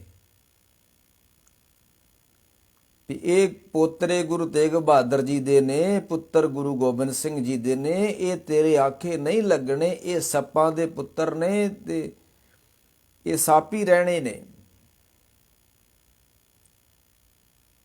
ਸੱਪ ਦਾ ਪੁੱਤਰ ਭਾਵੇਂ ਵੱਡਾ ਹੋਏ ਤੇ ਭਾਵੇਂ ਛੋਟਾ ਹੋਏ, ਉਹਦੇ ਅੰਦਰ ਜ਼ਹਿਰ ਹੁੰਦਾ ਹੀ ਹੁੰਦਾ, ਉਹ ਡੰਗ ਮਾਰਦਾ ਹੀ ਮਾਰਦਾ ਹੈ। ਇਹ ਭਾਵੇਂ ਛੋਟੇ ਨੇ, ਪਰ ਇਹ ਗੁਰੂ ਗੋਬਿੰਦ ਸਿੰਘ ਦੇ ਪੁੱਤਰ ਨੇ, ਤੇਰੇ ਆਖੇ ਨਹੀਂ ਲੱਗਣੇ। ਤੇ ਇਹਨਾਂ ਸੱਪਾਂ ਦੀਆਂ ਸਿਰੀਆਂ ਮਲ ਦੇਣੀਆਂ ਚਾਹੀਦੀਆਂ, ਇਹਨਾਂ ਸੱਪਾਂ ਨੂੰ ਖਤਮ ਕਰ ਦੇਣਾ ਚਾਹੀਦਾ ਹੈ। ਇਹ ਵੱਡੇ ਹੋ ਕੇ ਫਿਰ ਉਹੀ ਕੰਮ ਕਰਨਗੇ ਜੋ ਪਿਤਾ ਇਹਨਾਂ ਦਾ ਕਰਦਾ ਰਿਹਾ ਹੈ। ਇਹ ਵੱਡੇ ਹੋ ਕੇ ਫਿਰ ਤੇਰੀ ਰਾਜ ਨੂੰ ਖਤਰਾ ਬਣਨਗੇ। ਫਿਰ ਕਹਿੰਦੇ 12 ਪੋਹ ਨੂੰ ਇਸ ਤਰ੍ਹਾਂ ਦੀਆਂ ਦਲੀਲਾਂ ਹੁੰਦੀਆਂ ਗਈਆਂ, ਅਪੀਲਾਂ ਹੁੰਦੀਆਂ ਰਹੀਆਂ, ਬੱਚਿਆਂ ਨੂੰ ਅਪੀਲਾਂ ਕੀਤੀਆਂ ਗਈਆਂ ਤੁਸੀਂ ਧਰਮ ਦਾ ਤਿਆਗ ਕਰੋ ਜੇ। ਬੱਚਿਆਂ ਨੂੰ ਮਾਰਨਾ, ਬੱਚਿਆਂ ਨੂੰ ਸ਼ਹੀਦ ਕਰਨਾ, ਇਹ ਸੂਬੇ ਸਰਹੰਦ ਦੀ ਜਿੱਤ ਨਹੀਂ ਸੀ, ਇਹ ਹਾਰ ਸੀ। ਉਹਦੀ ਜਿੱਤ ਤਾਂ ਸੀ ਜੇ ਬੱਚਿਆਂ ਨੂੰ, ਸਾਹਿਬਜ਼ਾਦਿਆਂ ਨੂੰ ਉਹ ਆਪਣੀ ਈਨ ਮਨਾ ਲੈਂਦਾ, ਤੇ ਈਨ ਉਹ ਮਨਾ ਨਹੀਂ ਸਕਿਆ, ਇਸ ਕਰਕੇ ਸੂਬਾ ਸਰਹੰਦ 12 ਪੋਹ ਨੂੰ ਹਾਰ ਗਿਆ ਹੈ। ਜੇ ਗੁਰਮੁਖ ਹਾਰ ਚੱਲੇ ਮਨ ਮੁਖਾਰ ਗੁਰਮੁਖ ਸਦ ਜੀਤ, ਇੱਕ ਬਚਨ ਆਉਂਦਾ ਬਾਣੀ ਦਾ ਕਿ ਗੁਰਮੁਖ ਮਨ ਮੁਖਾਰ ਗੁਰਮੁਖ ਸਦ ਜੀਤ। ਧਰਤੀ ਉੱਤੇ ਅਜੇ ਤੱਕ ਕਿਸੇ ਗੁਰਮੁਖ ਬੰਦੇ ਦੀ ਹਾਰ ਨਹੀਂ ਹੋਈ। ਤੇ ਜੇ ਗੁਰਮੁਖ ਦੀ ਹਾਰ ਧਰਤੀ ਉੱਤੇ ਹੋ ਜਾਵੇ, ਗੁਰਮੁਖ ਹਾਰ ਜਾਵੇ, ਤੇ ਸਮਝ ਲੈਣਾ ਇਹ ਗੁਰਮੁਖ ਦੀ ਹਾਰ ਨਹੀਂ ਹੈ, ਇਹ ਗੁਰੂ ਦੀ ਹਾਰ ਹੈ। ਇਹ ਸਮਝ ਲੈਣਾ ਇਹ ਰੱਬ ਦੀ ਹਾਰ ਵਾ। ਰੱਬ ਹਾਰ ਗਿਆ ਤੇ ਰੱਬ ਹਾਰ ਨਹੀਂ ਸਕਦਾ। ਜਦੋਂ ਉਹਨਾਂ ਨੇ ਕਿਹਾ ਨਾ ਸਾਹਿਬਜ਼ਾਦਿਆਂ ਨੂੰ ਤੁਸੀਂ ਧਰਮ ਦਾ ਤਿਆਗ ਕਰੋ ਜੇ, ਤੇ ਉਹ ਕਹਿਣ ਲੱਗੇ ਜੇ ਹਮ ਧਰਮ ਹਾਰੇ, ਕਹਿਣ ਲੱਗੇ ਜੇ ਅਸੀਂ ਧਰਮ ਹੀ ਹਾਰ ਗਏ, ਹੋਵੇ 10 ਗੁਰ ਹਾਨੀ,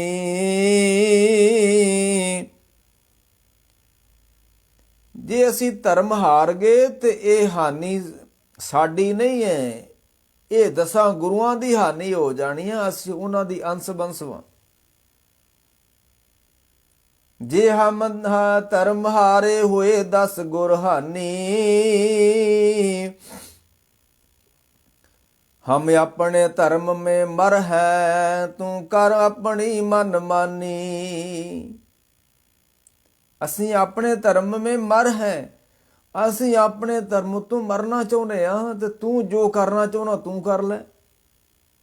ਅਸੀਂ ਤਾਂ ਉਹੀ ਕਰਨਾ ਹੈ ਜੋ ਸਾਡੇ ਗੁਰੂ ਪਿਤਾ ਨੇ ਸਮਝਾਇਆ ਹੋਇਆ ਹੈ ਕਿ ਧਰ ਪਿਆ ਧਰਮ ਨਾ ਛੋਡੀਐ, ਗੁਰ ਤੇਗ ਬਹਾਦਰ ਬੋਲਿਆ। ਧਰ ਪਿਆ ਧਰਮ ਨਾ ਛੋਡੀਐ, ਤੇ ਸਾਡੂ ਗੁਰੂ ਪਿਤਾ ਕਹਿ ਗਏ ਨਹੀਂ ਭਾਵੇਂ ਸਰੀਰਕ ਬਲ ਨਾ ਵੀ ਰਵੇ, ਧਰਤੀ ਉੱਤੇ ਡਿੱਗ ਜਾਓ, ਫੇਰ ਵੀ ਧਰਮ ਦਾ ਤਿਆਗ ਨਹੀਂ ਕਰਨਾ ਜੀ। ਜਿਨ੍ਹਾਂ ਜਿਨ੍ਹਾਂ ਲੋਕਾਂ ਨੇ ਧਰਮ ਦਾ ਤਿਆਗ ਕੀਤਾ ਹੋਇਆ ਵਾ ਉਹ ਖੁਆਰ ਹੋ ਗਏ ਨੇ। ਕਬੀਰ ਜਹਾਂ ਗਿਆਨ ਤੇ ਧਰਮ ਹੈ, ਜਹਾਂ ਲੋਭ ਤੇ ਪਾਪ, ਜਹਾਂ ਕਾਲ ਤੇ, ਜਹਾਂ ਝੂਠ ਤੇ ਪਾਪ ਹੈ, ਜਹਾਂ ਲੋਭ ਤੇ ਕਾਲ, ਇਸ ਤਰ੍ਹਾਂ ਕਰਕੇ ਕੋ ਮਾਰਸ। ਕਬੀਰ ਜਹਾਂ ਗਿਆਨ ਤੇ ਧਰਮ ਹੈ, ਧਰਮ ਉੱਥੇ ਬਚਦਾ ਵਾ ਜਿੱਥੇ ਗਿਆਨ ਹੋਵੇ, ਤੇ ਜੇ ਗਿਆਨ ਹੀ ਨਹੀਂਗਾ ਤਾਂ ਧਰਮ ਕਿਵੇਂ ਬਚੂਗਾ। ਕਬੀਰ ਜਹਾਂ ਗਿਆਨ ਤੇ ਧਰਮ ਹੈ, ਜਿੱਥੇ ਰੱਬੀ ਗਿਆਨ ਆ ਉਹਦੀ ਜ਼ਿੰਦਗੀ ਧਰਮ ਦੀ ਜ਼ਿੰਦਗੀ ਹੁੰਦੀ ਆ। ਇਹ ਸਰੀਰ ਸਭ ਧਰਮ ਹੈ। ਧਰਮ ਕੋਈ ਕਿਰਪਾਨਾਂ ਫੜਨੀਆਂ, ਕੋਈ ਪੱਗਾਂ ਵੱਡੀਆਂ ਪੱਗਾਂ ਬੰਨਣੀਆਂ, ਕੋਈ ਧਰਮ ਨਹੀਂ ਹੈ। ਧਰਮਾ ਜ਼ਿੰਦਗੀ ਕਿਸੇ ਅਸੂਲ ਅਧੀਨ ਹੋ ਕੇ ਚੱਲ ਰਹੀ ਹੈ। ਇਹ ਸਰੀਰ ਸਭ ਧਰਮ ਹੈ, ਇਹ ਸਰੀਰ ਸਭ ਧਰਮ ਹੈ। ਅਗਰ ਧਰਮ ਦੀ ਵਿਆਖਿਆ ਕਰਨੀ ਚਾਹੇ ਤੇ ਮਹਾਰਾਜ ਕਹਿੰਦੇ ਆਪਣੇ ਸਰੀਰ ਨੂੰ ਵੇਖ ਲਾ। ਅੱਖਾਂ ਵੇਖਦੀਆਂ ਵਨ, ਅੱਖਾਂ ਬੰਦ ਕਰ ਲਾ, ਕੰਨ ਨਹੀਂ ਵੇਖ ਸਕਣਗੇ, ਅੱਖਾਂ ਹੀ ਵੇਖਣਗੀਆਂ। ਤੇ ਕੰਨ ਬੰਦ ਕਰ ਲਾ, ਅੱਖਾਂ ਕੋ ਸੁਣਿਆ ਨਹੀਂ ਜਾਣਾ। ਤੇ ਮੂੰਹ ਬੰਦ ਕਰ ਲਾ ਤੇ ਅੱਖਾਂ ਕੋ ਬੋਲਿਆ ਨਹੀਂ ਜਾਣਾ। ਇਹ ਹਰ ਇੱਕ ਅੰਗ ਦਾ ਆਪਣਾ ਧਰਮ ਹੈ। ਅੱਖਾਂ ਦਾ ਧਰਮ ਹੈ ਵੇਖਣਾ, ਕੰਨਾਂ ਦਾ ਧਰਮ ਹੈ ਸੁਣਨਾ, ਮੂੰਹ ਦਾ ਧਰਮ ਹੈ ਬੋਲਣਾ, ਨੱਕ ਦਾ ਧਰਮ ਹੈ ਸੁਗੰਧਣਾ, ਸਾਹ ਲੈਣਾ। ਇਹ ਸਰੀਰ ਸਭ ਧਰਮ ਹੈ, ਜਿਸ ਵਿੱਚ ਸੱਚੇ ਕੀ ਜੋਤ, ਗੋਜ ਰਤਨ ਰਤਨ ਲੋਕ ਰਹੇ, ਕੋਈ ਗੁਰਮੁਖ ਸੇਵਕ ਕੱਢੇ ਖੋਦ। ਸਰੀਰ ਹੀ ਧਰਮ ਵਾ, ਹੋਰ ਕੋਈ ਧਰਮ ਨਹੀਂ ਹੈ। ਜੇ ਹਮ ਧਰਮ ਹਾਰੇ ਹੋਏ 10 ਗੁਰ ਹਾਨੀ, ਹਮ ਆਪਣੇ ਧਰਮ ਮੇਂ ਮਰ ਹੈ। ਧਰਮ ਤੋਂ ਕਿਉਂ ਮਰਨਾ ਹੈ? ਧਰਮ ਆਪਣੇ ਜਿਹੜਾ ਬੰਦੇ ਨੂੰ ਆਪਣੇ ਪ੍ਰਾਣਾਂ ਤੋਂ ਪਿਆਰਾ ਹੋਣਾ ਚਾਹੀਦਾ ਹੈ। ਕੁਟੁੰਬ ਦੀ ਖਾਤਰ ਕੋਈ ਧਰਮ ਛੱਡ ਕੇ ਬੈਠਾ ਹੈ, ਕੋਈ ਦਮੜਿਆਂ ਦੀ ਖਾਤਰ ਧਰਮ ਛੱਡ ਕੇ ਬੈਠਾ ਹੈ। ਸਭ ਨੇ ਈਮਾਨ ਵੇਚਿਆ ਹੋਇਆ ਆਪੋ ਆਪਣਾ। ਹਮ ਆਪਣੇ ਧਰਮ ਮੇਂ ਮਰ ਹੈ, ਤੂੰ ਕਰ ਆਪਣੀ ਮਨ ਮਾਨੀ। ਇਹ ਅਗਰ ਬਾਬਾ ਜੋਰਾਵਰ ਸਿੰਘ, ਬਾਬਾ ਫਤਿਹ ਸਿੰਘ ਈਨ ਮੰਨਦੇ ਨੇ, ਤੇ ਈਨ ਇਹ ਜੋਰਾਵਰ ਸਿੰਘ ਫਤਿਹ ਸਿੰਘ ਦੀ ਨਹੀਂ ਹੈ, ਇਹ ਈਨ ਧੰਨ ਗੁਰੂ ਗੋਬਿੰਦ ਸਿੰਘ ਦੀ ਆ, ਇਹ ਈਨ ਧੰਨ ਗੁਰੂ ਤੇਗ ਬਹਾਦਰ ਦੀ ਆ। ਕਹਿੰਦੇ ਫਿਰ ਇਸ ਤਰ੍ਹਾਂ ਦੀਆਂ ਜਦੋਂ ਖਰੀਆਂ ਖਰੀਆਂ ਸਾਹਿਬਜ਼ਾਦਿਆਂ ਨੇ 12 ਪੋਹ ਨੂੰ ਸੁਣਾਈਆਂ, ਤੇ ਕਰੜੀਆਂ ਸਜ਼ਾਵਾਂ ਦਿੱਤੀਆਂ ਗਈਆਂ ਤੇ ਕਚਹਿਰੀ ਫੇਰ ਬੰਦ ਕੀਤੀ ਗਈ ਤੇ 13 ਪੋਹ ਨੂੰ ਹੁਣ ਕਚਹਿਰੀ ਲੱਗਦੀ ਹੈ। ਫਿਰ ਉਹੀ ਅਸੂਲ ਦੜਾਏ ਗਏ ਕਿ ਬੱਚਿਓ ਤੁਸੀਂ ਧਰਮ ਇਸਲਾਮ ਕਬੂਲ ਕਰਦੇ ਜੇ? ਕਹਿੰਦੇ ਕਦੀ ਵੀ ਨਹੀਂ, ਠੁੱਡਾ ਨਹੀਂ ਮਾਰਦੇ ਤੇਰੇ ਇਸਲਾਮ ਨੂੰ, ਅਸੀਂ ਇਸਲਾਮ ਕੋ ਕੀ ਲੈਣਾ। ਬੱਚਿਓ ਤੁਸੀਂ ਸੂਬਾ ਸਰਹੰਦ ਨੂੰ ਸਲਾਮ ਨਹੀਂ ਕਰਦੇ? ਕਹਿਣ ਲੱਗੇ ਹਮ ਇੱਕ ਕੋ ਸਲਾਮ ਕਰਦੇ ਹੈ, ਅਸੀਂ ਰੱਬ ਦੇ ਅੱਗੇ ਸਿਰ ਝੁਕਾਉਂਦੇ ਹਾਂ, ਰੱਬ ਤੋਂ ਬਿਨਾਂ ਅਸੀਂ ਕਿਸੇ ਨੂੰ ਸਿਰ ਨਹੀਂ ਝੁਕਾਉਂਦੇ। ਤੁਸੀਂ ਸੂਬੇ ਦੇ ਵਜੀਦ ਖਾਨ ਦੀ ਈਨ ਮੰਨਦੇ ਹੋ? ਕਹਿੰਦੇ ਅਸੀਂ ਕਦੀ ਵੀ ਨਹੀਂ ਮੰਨਦੇ ਈਨ। ਫਿਰ ਕਹਿੰਦੇ ਫਿਰ ਉਹਦੇ ਸਭਾ ਦੇ ਵਿੱਚ ਹੁਣ ਮਲੇਰਕੋਟਲੇ ਦਾ ਸ਼ੇਰ ਮੁਹੰਮਦ ਖਾਨ, ਨਾਰ ਖਾਨ ਦਾ ਭਰਾ ਬੈਠਾ ਹੋਇਆ ਹੈ। ਉਹਨੂੰ ਇਸ਼ਾਰਾ ਕੀਤਾ ਗਿਆ ਵੀ ਇਹ ਤੇਰੇ ਹਵਾਲੇ ਕਰਦੇ ਆ ਤੇ ਤੂੰ ਇਹਨਾਂ ਨੂੰ ਖਤਮ ਕਰ, ਇਹਨਾਂ ਨੂੰ ਲੈ ਜਾ, ਅਸੀਂ ਤੇਰੇ ਹਵਾਲੇ ਕਰ ਦਿੰਦੇ ਹਾਂ, ਇਹਨਾਂ ਨੂੰ ਪਕੜ ਕੇ ਲੈ ਜਾ ਤੇ ਇਹਨਾਂ ਨੂੰ ਖਤਮ ਕਰ ਦੇ। ਕਹਿਣ ਲੱਗਾ ਇਹਨਾਂ ਨੂੰ ਮੈਂ ਕਦੀ ਹੱਥ ਵੀ ਨਹੀਂ ਲਾਊਂਗਾ। ਤੇ ਸੂਬਾ ਸਰਹੰਦ ਵਜੀਦ ਖਾਨ ਕਹਿਣ ਲੱਗਾ ਇਹਨਾਂ ਦੇ ਪਿਤਾ ਨੇ ਤੇਰੇ ਭਰਾ ਨੂੰ ਮਾਰਿਆ ਵਾ ਤੇ ਸੁਨਹਿਰੀ ਮੌਕਾ ਤੂੰ ਕਿਉਂ ਗਵਾਉਣ ਦਿਆਂ ਹੈ? ਬਦਲਾ ਲੈ, ਤੇਰੇ ਭਰਾ ਨੂੰ ਮਾਰਿਆ ਤੇ ਤੂੰ ਉਹਦੇ ਪੁੱਤਰਾਂ ਨੂੰ ਮਾਰ ਦੇ। ਕਹਿਣ ਲੱਗਾ ਮੇਰੇ ਭਰਾ ਨੂੰ ਇਹਨਾਂ ਦੇ ਪਿਤਾ ਨੇ ਮਾਰਿਆ ਤੇ ਮੈਂ ਇਹਨਾਂ ਦੇ ਪਿਤਾ ਨਾਲ ਤੇ ਲੜ ਸਕਦਾ ਹੈ, ਇਹਨਾਂ ਦੇ ਪਿਤਾ ਕੋਲੋਂ ਤੇ ਬਦਲਾ ਲੈ ਸਕਦਾ ਹੈ। ਇਹ ਬੱਚੇ ਰੱਬ ਰੂਪ ਬੱਚੇ ਨੇ, ਇਹਨਾਂ ਦਾ ਕੀ ਦੋਸ਼ ਹੈ? ਇਹ ਚਮਕੌਰ ਲੜੇ ਸਨ ਮੇਰੇ ਭਰਾ ਦੇ ਨਾਲ, ਹਾਂਜੀ, ਇਹਨਾਂ ਕੋ ਤੀਰ ਚੁੱਕਿਆ ਸੀ, ਇਹਨਾਂ ਨੇ ਕੋਈ ਭਾਲਾ ਮਾਰਿਆ ਸੀ ਚਮਕੌਰ। ਜਿਹੜੇ ਬੱਚੇ ਅਜੇ ਖੇਡਾਂ ਨਾਲ ਪਰਚਦੇ ਨੇ, ਜਿਹੜੇ ਬੱਚੇ ਆਪਣੀ ਮਾਂ ਦੀ ਗੋਦ 'ਚ ਬੈਠਦੇ ਨੇ, ਉਹਨਾਂ ਨੂੰ ਤੂੰ ਉਹਨਾਂ ਤੇ ਦੋਸ਼ ਲਾ ਰਿਹਾ, ਉਹਨਾਂ ਨੂੰ ਤੂੰ ਦੋਸ਼ੀ ਠਹਿਰਾ ਰਿਹਾ। ਕਹਿੰਦੇ ਬੜੀ ਪ੍ਰੇਰਨਾ ਦਿੱਤੀ ਗਈ। ਉਹਨੇ ਆਖਿਆ ਪਰ ਨਹੀਂ, ਇਹ ਤੈਨੂੰ ਮੰਨਣਾ ਪਊਗਾ, ਤੂੰ ਲੈ ਜਾ ਇਹਨਾਂ ਨੂੰ ਖਤਮ ਕਰ, ਇਹ ਸਾਡੀ ਈਨ ਨਹੀਂ ਮੰਨਦੇ ਤੇ ਕੱਲ ਨੂੰ ਵੱਡੇ ਹੋ ਕੇ ਇਹਨਾਂ ਨੇ ਉਹ ਫਸਾਦ ਕਰਨੇ ਜੋ ਪਿਤਾ ਇਹਨਾਂ ਦਾ ਕਰਦਾ ਰਿਹਾ। ਕਹਿੰਦੇ ਫਿਰ ਸ਼ੇਰ ਮੁਹੰਮਦ ਖਾਨ ਕਹਿੰਦੇ ਗੁੱਸੇ ਹੋ ਕੇ,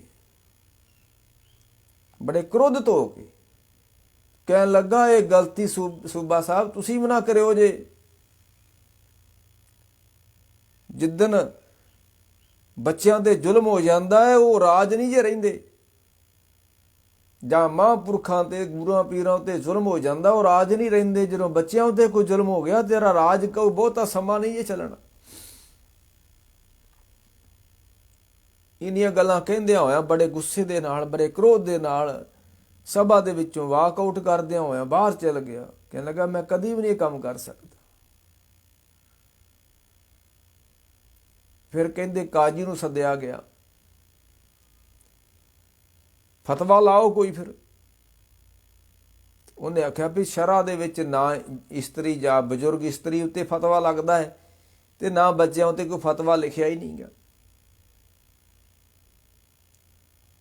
ਇਹ ਤੇ ਸ਼ੁਕਰ ਕਰੋ ਵੀ ਇੱਥੇ ਸਾਡੇ ਕਾਨੂੰਨ ਹੈ, ਤੇ ਜੇ ਇਸਲਾਮੀ ਕਾਨੂੰਨ ਹੁੰਦਾ ਤੇ ਇਹ ਤੇ ਬੜਾ ਜੀਣਾ ਹਰਾਮ ਹੋ ਜਾਣਾ ਸੀ ਧਰਤੀ ਤੇ ਲੋਕਾਂ ਦਾ।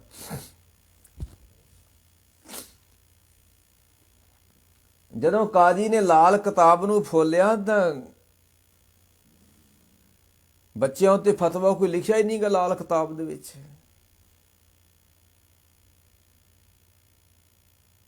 ਕਹਿਣ ਲੱਗੀ ਬੱਚਿਆਂ ਉੱਤੇ ਫਤਵਾ ਲੱਗਦਾ ਨਹੀਂ ਹੈ ਸ਼ਰ੍ਹਾ ਦੇ ਵਿੱਚ, ਕਹਿੰਦੇ ਇਹਨਾਂ ਨੂੰ ਖਤਮ ਕਰਨਾ ਕੋਈ ਤਰੀਕਾ ਅਪਣਾਓ। ਤੇ ਧਾਰਮਿਕ ਬੰਦੇ ਜਿਹੜੇ ਸਿਆਸੀ ਦਬਾਅ ਹੇਠ ਚੱਲਦੇ ਨੇ ਬੜੇ ਕਮਜ਼ੋਰ ਵਿਅਕਤੀ ਹੁੰਦੇ ਨੇ। ਜੇ ਮਲੇਰਕੋਟਲੇ ਦਾ ਸ਼ੇਰ ਮੁਹੰਮਦ ਖਾਨ ਵਿਰੋਧ ਕਰ ਸਕਦਾ ਸੀ ਤੇ ਜੇ ਕਾਜੀ ਅੰਦਰ ਵੀ ਕੋਈ ਧਰਮ ਹੁੰਦਾ ਤੇ ਕਾਜੀ ਵਿਰੋਧ ਕਰ ਸਕਦਾ ਕਿ ਮੈਂ ਫਤਵਾ ਨਹੀਂ ਲਾ ਸਕਦਾ। ਮਹਾਰਾਜ ਨੇ ਕਿਹਾ ਕਿ ਅੰਤਰ ਪੂਜਾ ਪੜ੍ਹੇ ਕਤੇਬਾਂ ਸੰਜਮ ਤੁਰਕਾ ਭਾਈ। ਜਿਹੜੇ ਹਿੰਦੂ ਮੁਸਲਮਾਨਾਂ ਦੇ ਗੁਲਾਮ ਹੋ ਗਏ, ਤੇ ਗਊ ਬ੍ਰਾਹਮਣ ਕੋ ਕਰ ਲਾਵੋ, ਗੋਬਰ ਤਰਨ ਨ ਜਾਈ। ਗਊ ਬ੍ਰਾਹਮਣ ਕੋ ਕਰ ਲਾਵੋ, ਤੁਸੀਂ ਬ੍ਰਾਹਮਣ ਹੋ ਕੇ ਜਿਸ ਗਊ ਨੂੰ ਤੁਸੀਂ ਮਾਂ ਕਹਿੰਦੇ ਹੋ, ਜਿਸ ਗਊ ਦੀ ਤੁਸੀਂ ਪੂਜਾ ਕਰਦੇ ਹੋ, ਤੇ ਤੁਸੀਂ ਉਹਨਾਂ ਮੁਸਲਮਾਨਾਂ ਦੇ ਗੁਲਾਮ ਹੁੰਦਿਆਂ ਹੋਇਆਂ ਤੁਸੀਂ ਉਸੇ ਗਊ ਨੂੰ ਤੁਸੀਂ ਟੈਕਸ ਲਾ ਦਿੰਦੇ ਹੋ। ਇੰਨੇ ਕਮਜ਼ੋਰ ਤੁਸੀਂ ਧਰਮੀ ਬੰਦੇ ਹੋ। ਅੱਜ ਵੇਖੋ ਨਾ, ਧਰਮੀ ਬੰਦੇ ਸਿਆਸੀ ਲੋਕਾਂ ਦੇ ਗੁਲਾਮ ਨੇ, ਤੇ ਸਿਆਸੀ ਲੋਕ ਧਾਰਮਿਕ ਬੰਦਿਆਂ ਨੂੰ ਵਰਤ ਕੇ ਆਪਣੀ ਸਿਆਸਤ ਚਮਕਾਉਂਦੇ ਨੇ, ਸਿਆਸਤ ਦੀਆਂ ਪੌੜੀਆਂ ਚੜ੍ਹਦੇ ਨੇ ਇਹ ਸਿਆਸੀ ਲੋਕ। ਮਰ ਗਏ ਗਊ ਬ੍ਰਾਹਮਣ ਕੋ ਕੁਰਲਾਵੋ, ਗੋਬਰ ਤਰਨ ਜਾਈ। ਧੋਤੀ ਟਿੱਕਾ ਤਹਿ ਜਿਪ ਮਾਲੀ, ਧਾਨ ਮਲੇਸ਼ਾਂ ਖਾਈ। ਤੂੰ ਧਾਨ ਮਲੇਸ਼ਾਂ ਦਾ ਖਾਨਾ ਹੈ। ਅੰਤਰ ਪੂਜਾ ਪੜ੍ਹੇ ਕਤੇਬਾਂ, ਅੰਦਰ ਬੈਠ ਕੇ ਤੂੰ ਠਾਕਰਾਂ ਦੀ ਪੂਜਾ ਕਰਦਾ ਹੈ, ਤੇ ਬਾਹਰ ਉਹਨਾਂ ਦੀ ਸਭਾ 'ਚ ਬਹਿ ਕੇ ਤੂੰ ਕਤੇਬਾਂ ਪਿਆ ਪੜ੍ਹਦਾ ਹੈ। ਇਹ ਕਿਸ ਤਰ੍ਹਾਂ ਦਾ ਤੂੰ ਧਰਮੀ ਬੰਦਾ ਹੈ? ਇਹਨਾਂ ਕਮਜ਼ੋਰ ਧਰਮੀ ਬੰਦਾ ਅੰਦਰ ਬੈਠ ਕੇ ਠਾਕਰਾਂ ਦੀ, ਹਿੰਦੂ ਦੇਵੀ ਦੇਵਤਿਆਂ ਦੀ ਪੂਜਾ ਪੈ ਕਰਦੇ ਹੋ, ਤੇ ਬਾਹਰ ਉਹਨਾਂ ਦੀ ਸਭਾ 'ਚ ਬਹਿ ਕੇ ਤੁਸੀਂ ਉਹਨਾਂ ਦੇ ਕਤੇਬਾਂ ਦੀਆਂ ਗੱਲਾਂ ਪੈ ਕਰਦੇ ਹੋ। ਤੁਹਾਡੀ ਹਿੰਮਤ ਨਹੀਂ ਹੈ ਆਪਣੇ ਧਰਮ ਗ੍ਰੰਥ ਦਾ ਕੋਈ ਹਵਾਲਾ ਦੇਣ ਦੀ।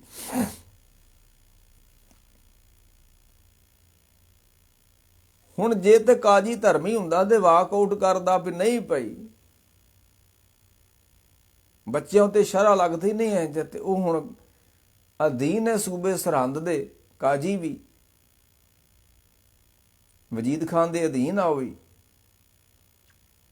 ਤੇ ਕਹਿਣ ਲੱਗਾ, ਕਾਜੀ ਕਹਿਣ ਲੱਗਾ ਸੂਬੇਦਾਰ ਸਾਹਿਬ, ਫਤਵਾ ਤਾਂ ਕੋਈ ਲੱਗਦਾ ਨਹੀਂ ਹੈ, ਫਤਵਾ ਤਾਂ ਕੋਈ ਹੈ ਨਹੀਂ, ਪਰ ਇੱਕ ਸਕੀਮ ਹੈਗੀ ਜੇ। ਕਹਿਣਗੇ ਉਹ ਕਿਹੜੀ ਹੈ? ਕਹਿਣ ਲੱਗਾ ਵੀ ਇਹਨਾਂ ਨੂੰ ਨੀਹਾਂ ਵਿੱਚ ਚਿਣ ਦਿਓ ਜੇ,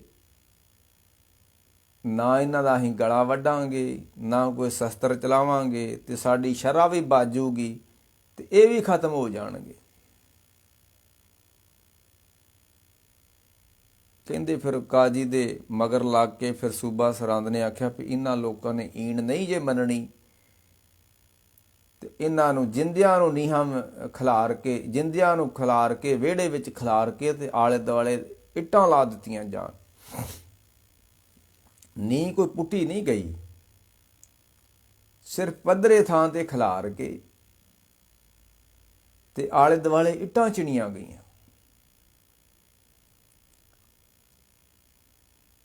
ਪੈਰਾਂ ਤੋਂ ਆਰੰਭ ਕੀਤੇ ਮੂੰਹ ਤੱਕ ਆ ਗਏ, ਤੇ ਹੁਣ ਮੂੰਹ ਵੀ ਕਿੰਨਾ ਕੁ ਚਿਰ ਬਚਿਆ ਰਹਿਣਾ ਸੀ। ਕਹਿੰਦੇ ਫਿਰ ਚਿਣਦਿਆਂ ਕਾਜੀ ਸਿਰ ਤੋਂ ਉੱਪਰ ਤੱਕ ਇੱਟਾਂ ਚਿਣ ਗਿਆ,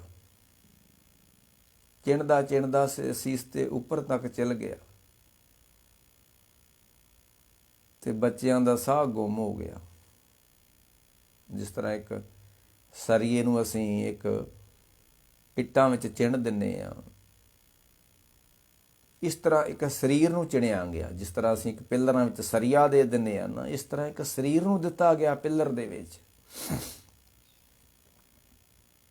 ਜਿਹੜਾ ਨਾ ਹਿਲ ਸਕਦਾ ਹੈ, ਨਾ ਸਾਹ ਲੈ ਸਕਦਾ ਹੈ। ਤੇ ਕਈ ਇਤਿਹਾਸਕਾਰ ਕਹਿੰਦੇ ਨੇ ਵੀ ਉਹ ਦੀਵਾਰ ਫਟ ਗਈ ਤੇ ਸਾਹਿਬਜ਼ਾਦੇ ਬਾਹਰ ਡਿੱਗ ਪਏ। ਇਹ ਤੁਸੀਂ ਮੂਵੀ ਵੀ ਦੇਖਦੇ ਹੋਗੇ, ਫਿਲਮ ਵੀ ਦੇਖਦੇ ਹੋਗੇ, ਇਸ ਤਰ੍ਹਾਂ ਦਿਖਾਇਆ ਗਿਆ, ਦਰਸਾਇਆ ਗਿਆ। ਮੁੜ ਕੇ ਸਾਸ਼ਲ ਬੇਗ ਤੇ ਦੂਸਰੇ ਜਲਾਦ ਨੇ ਸਾਹਿਬਜ਼ਾਦਿਆਂ ਦੇ ਜਿਹੜੇ ਸਿਰ ਸੀ ਉਹ ਧੜ ਨੂੰ ਵੱਖਰੇ ਕੀਤੇ।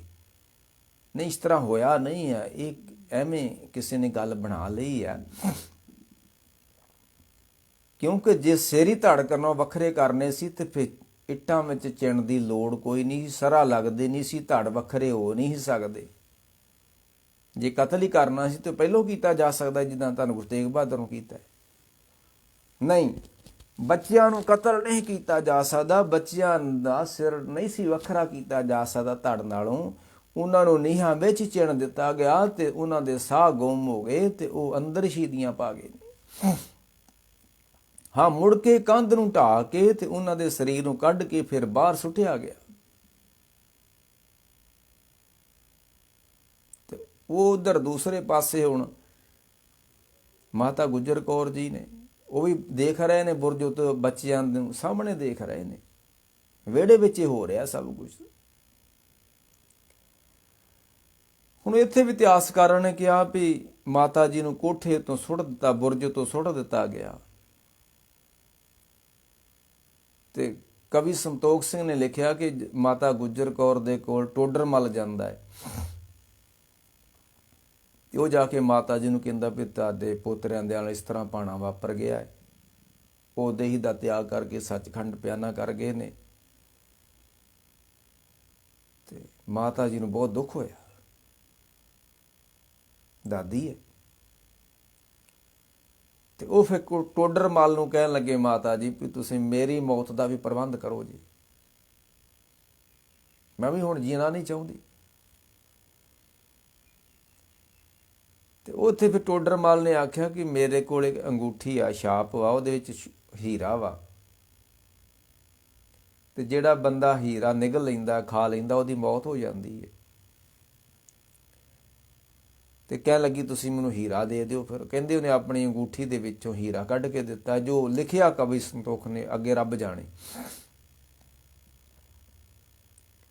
ਉਹਨਾਂ ਨੇ ਆਪਣੀ ਅੰਗੂਠੀ ਵਿੱਚੋਂ, ਛਾਪ ਵਿੱਚੋਂ ਹੀਰਾ ਕੱਢ ਕੇ ਦਿੱਤਾ। ਮਾਤਾ ਜੀ ਨੇ ਨਿਗਲ ਲਿਆ, ਖਾ ਲਿਆ, ਤੇ ਉਹਨਾਂ ਦੀ ਮੌਤ ਹੋ ਗਈ। ਤੀਸਰਾ, ਕੁਝ ਸਰਧਾਵਾਨ ਭਾਵਨਾਵਾਨ ਲੋਕ ਜਿਹੜੇ ਨੇ ਉਹ ਕਹਿੰਦੇ ਨੇ ਕਿ ਮਾਤਾ ਜੀ ਨੇ ਆਪਣੀ ਇੱਛਾ ਮੁਤਾਬਕ ਨਾ ਤੇ ਉਹਨਾਂ ਨੂੰ ਬੁਰਜ ਚੋਂ ਸੁੱਟਿਆ ਗਿਆ, ਨਾ ਉਹਨਾਂ ਨੂੰ ਕੋਈ ਐਸੀ ਚੀਜ਼ ਦਿੱਤੀ ਗਈ ਜਿਸ ਨਾਲ ਉਹਨਾਂ ਦੀ ਮੌਤ ਹੋ ਗਈ ਆ। ਤੇ ਤੀਸਰਾ ਕਾਰਨ, ਸਰਧਾਵਾਨ ਭਾਵਨਾ ਵਾਲੇ ਲੋਕ ਇਹ ਵੀ ਕਹਿੰਦੇ ਨੇ ਕਿ ਮਾਤਾ ਜੀ ਆਪਣੀ ਇੱਛਾ ਮੁਤਾਬਕ ਹੀ ਸਰੀਰ ਦਾ ਤਿਆਗ ਕਰ ਗਏ। ਤੇ ਕਿਸੇ ਨੇ ਬੜੀਆਂ ਦੋ ਗੱਲਾਂ ਲਿਖੀਆਂ ਸੀ ਪਤੇ ਦੀਆਂ।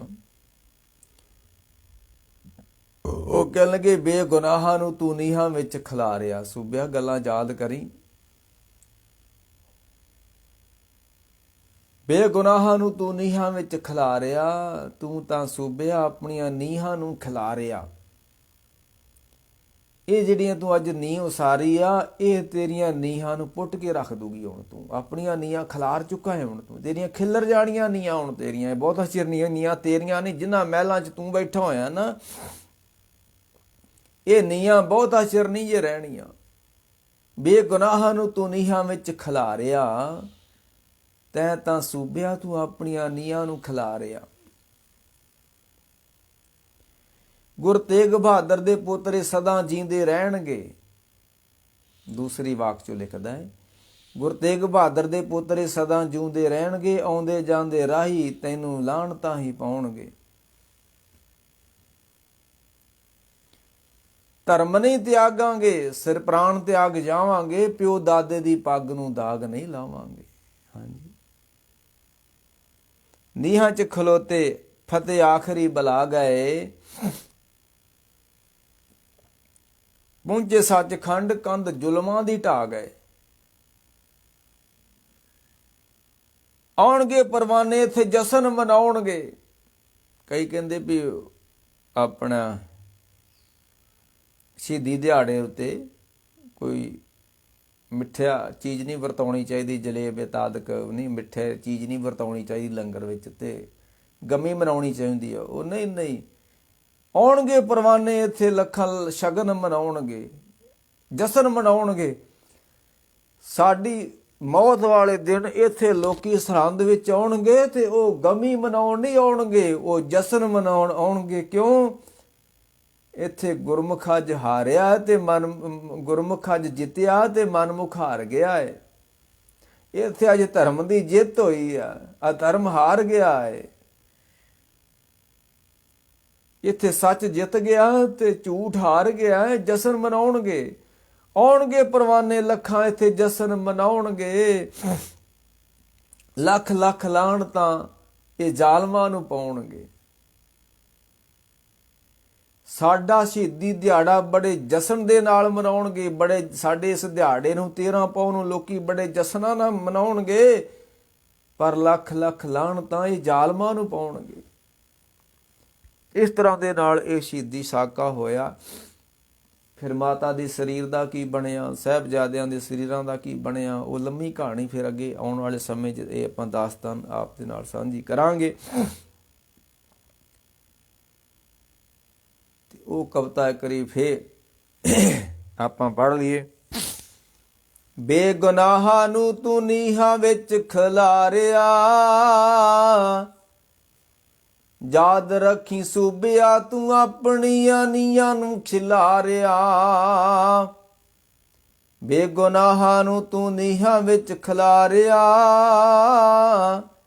ਯਾਦ ਰੱਖੀ ਸੂਬਿਆ ਤੂੰ ਆਪਣੀਆਂ ਨੀਆਂ ਨੂੰ ਖਿਲਾਰਿਆ। ਗੁਰ ਤੇਗ ਬਹਾਦਰ ਦੇ ਪੋਤਰੇ, ਤੇਗ ਬਹਾਦਰ ਦੇ ਪੋਤਰੇ ਸਦਾ ਜੀ ਦੇ ਰਹਿਣਗੇ। ਆਉਂਦੇ ਜਾਂਦੇ ਰਾਹੀ ਤੈਨੂੰ ਲਾਣ ਤਾਂ ਹੀ ਪਾਉਣਗੇ। ਧਰਮ ਨਹੀਂ ਤਿਆਗਾਂਗੇ ਪ੍ਰਾਣ ਤਿਆਗ ਜਾਵਾਂਗੇ। ਪਿਓ ਦਾਦੇ ਦੀ ਪੱਗ ਨੂੰ ਦਾਗ ਨਹੀਂ ਲਾਵਾਂਗੇ।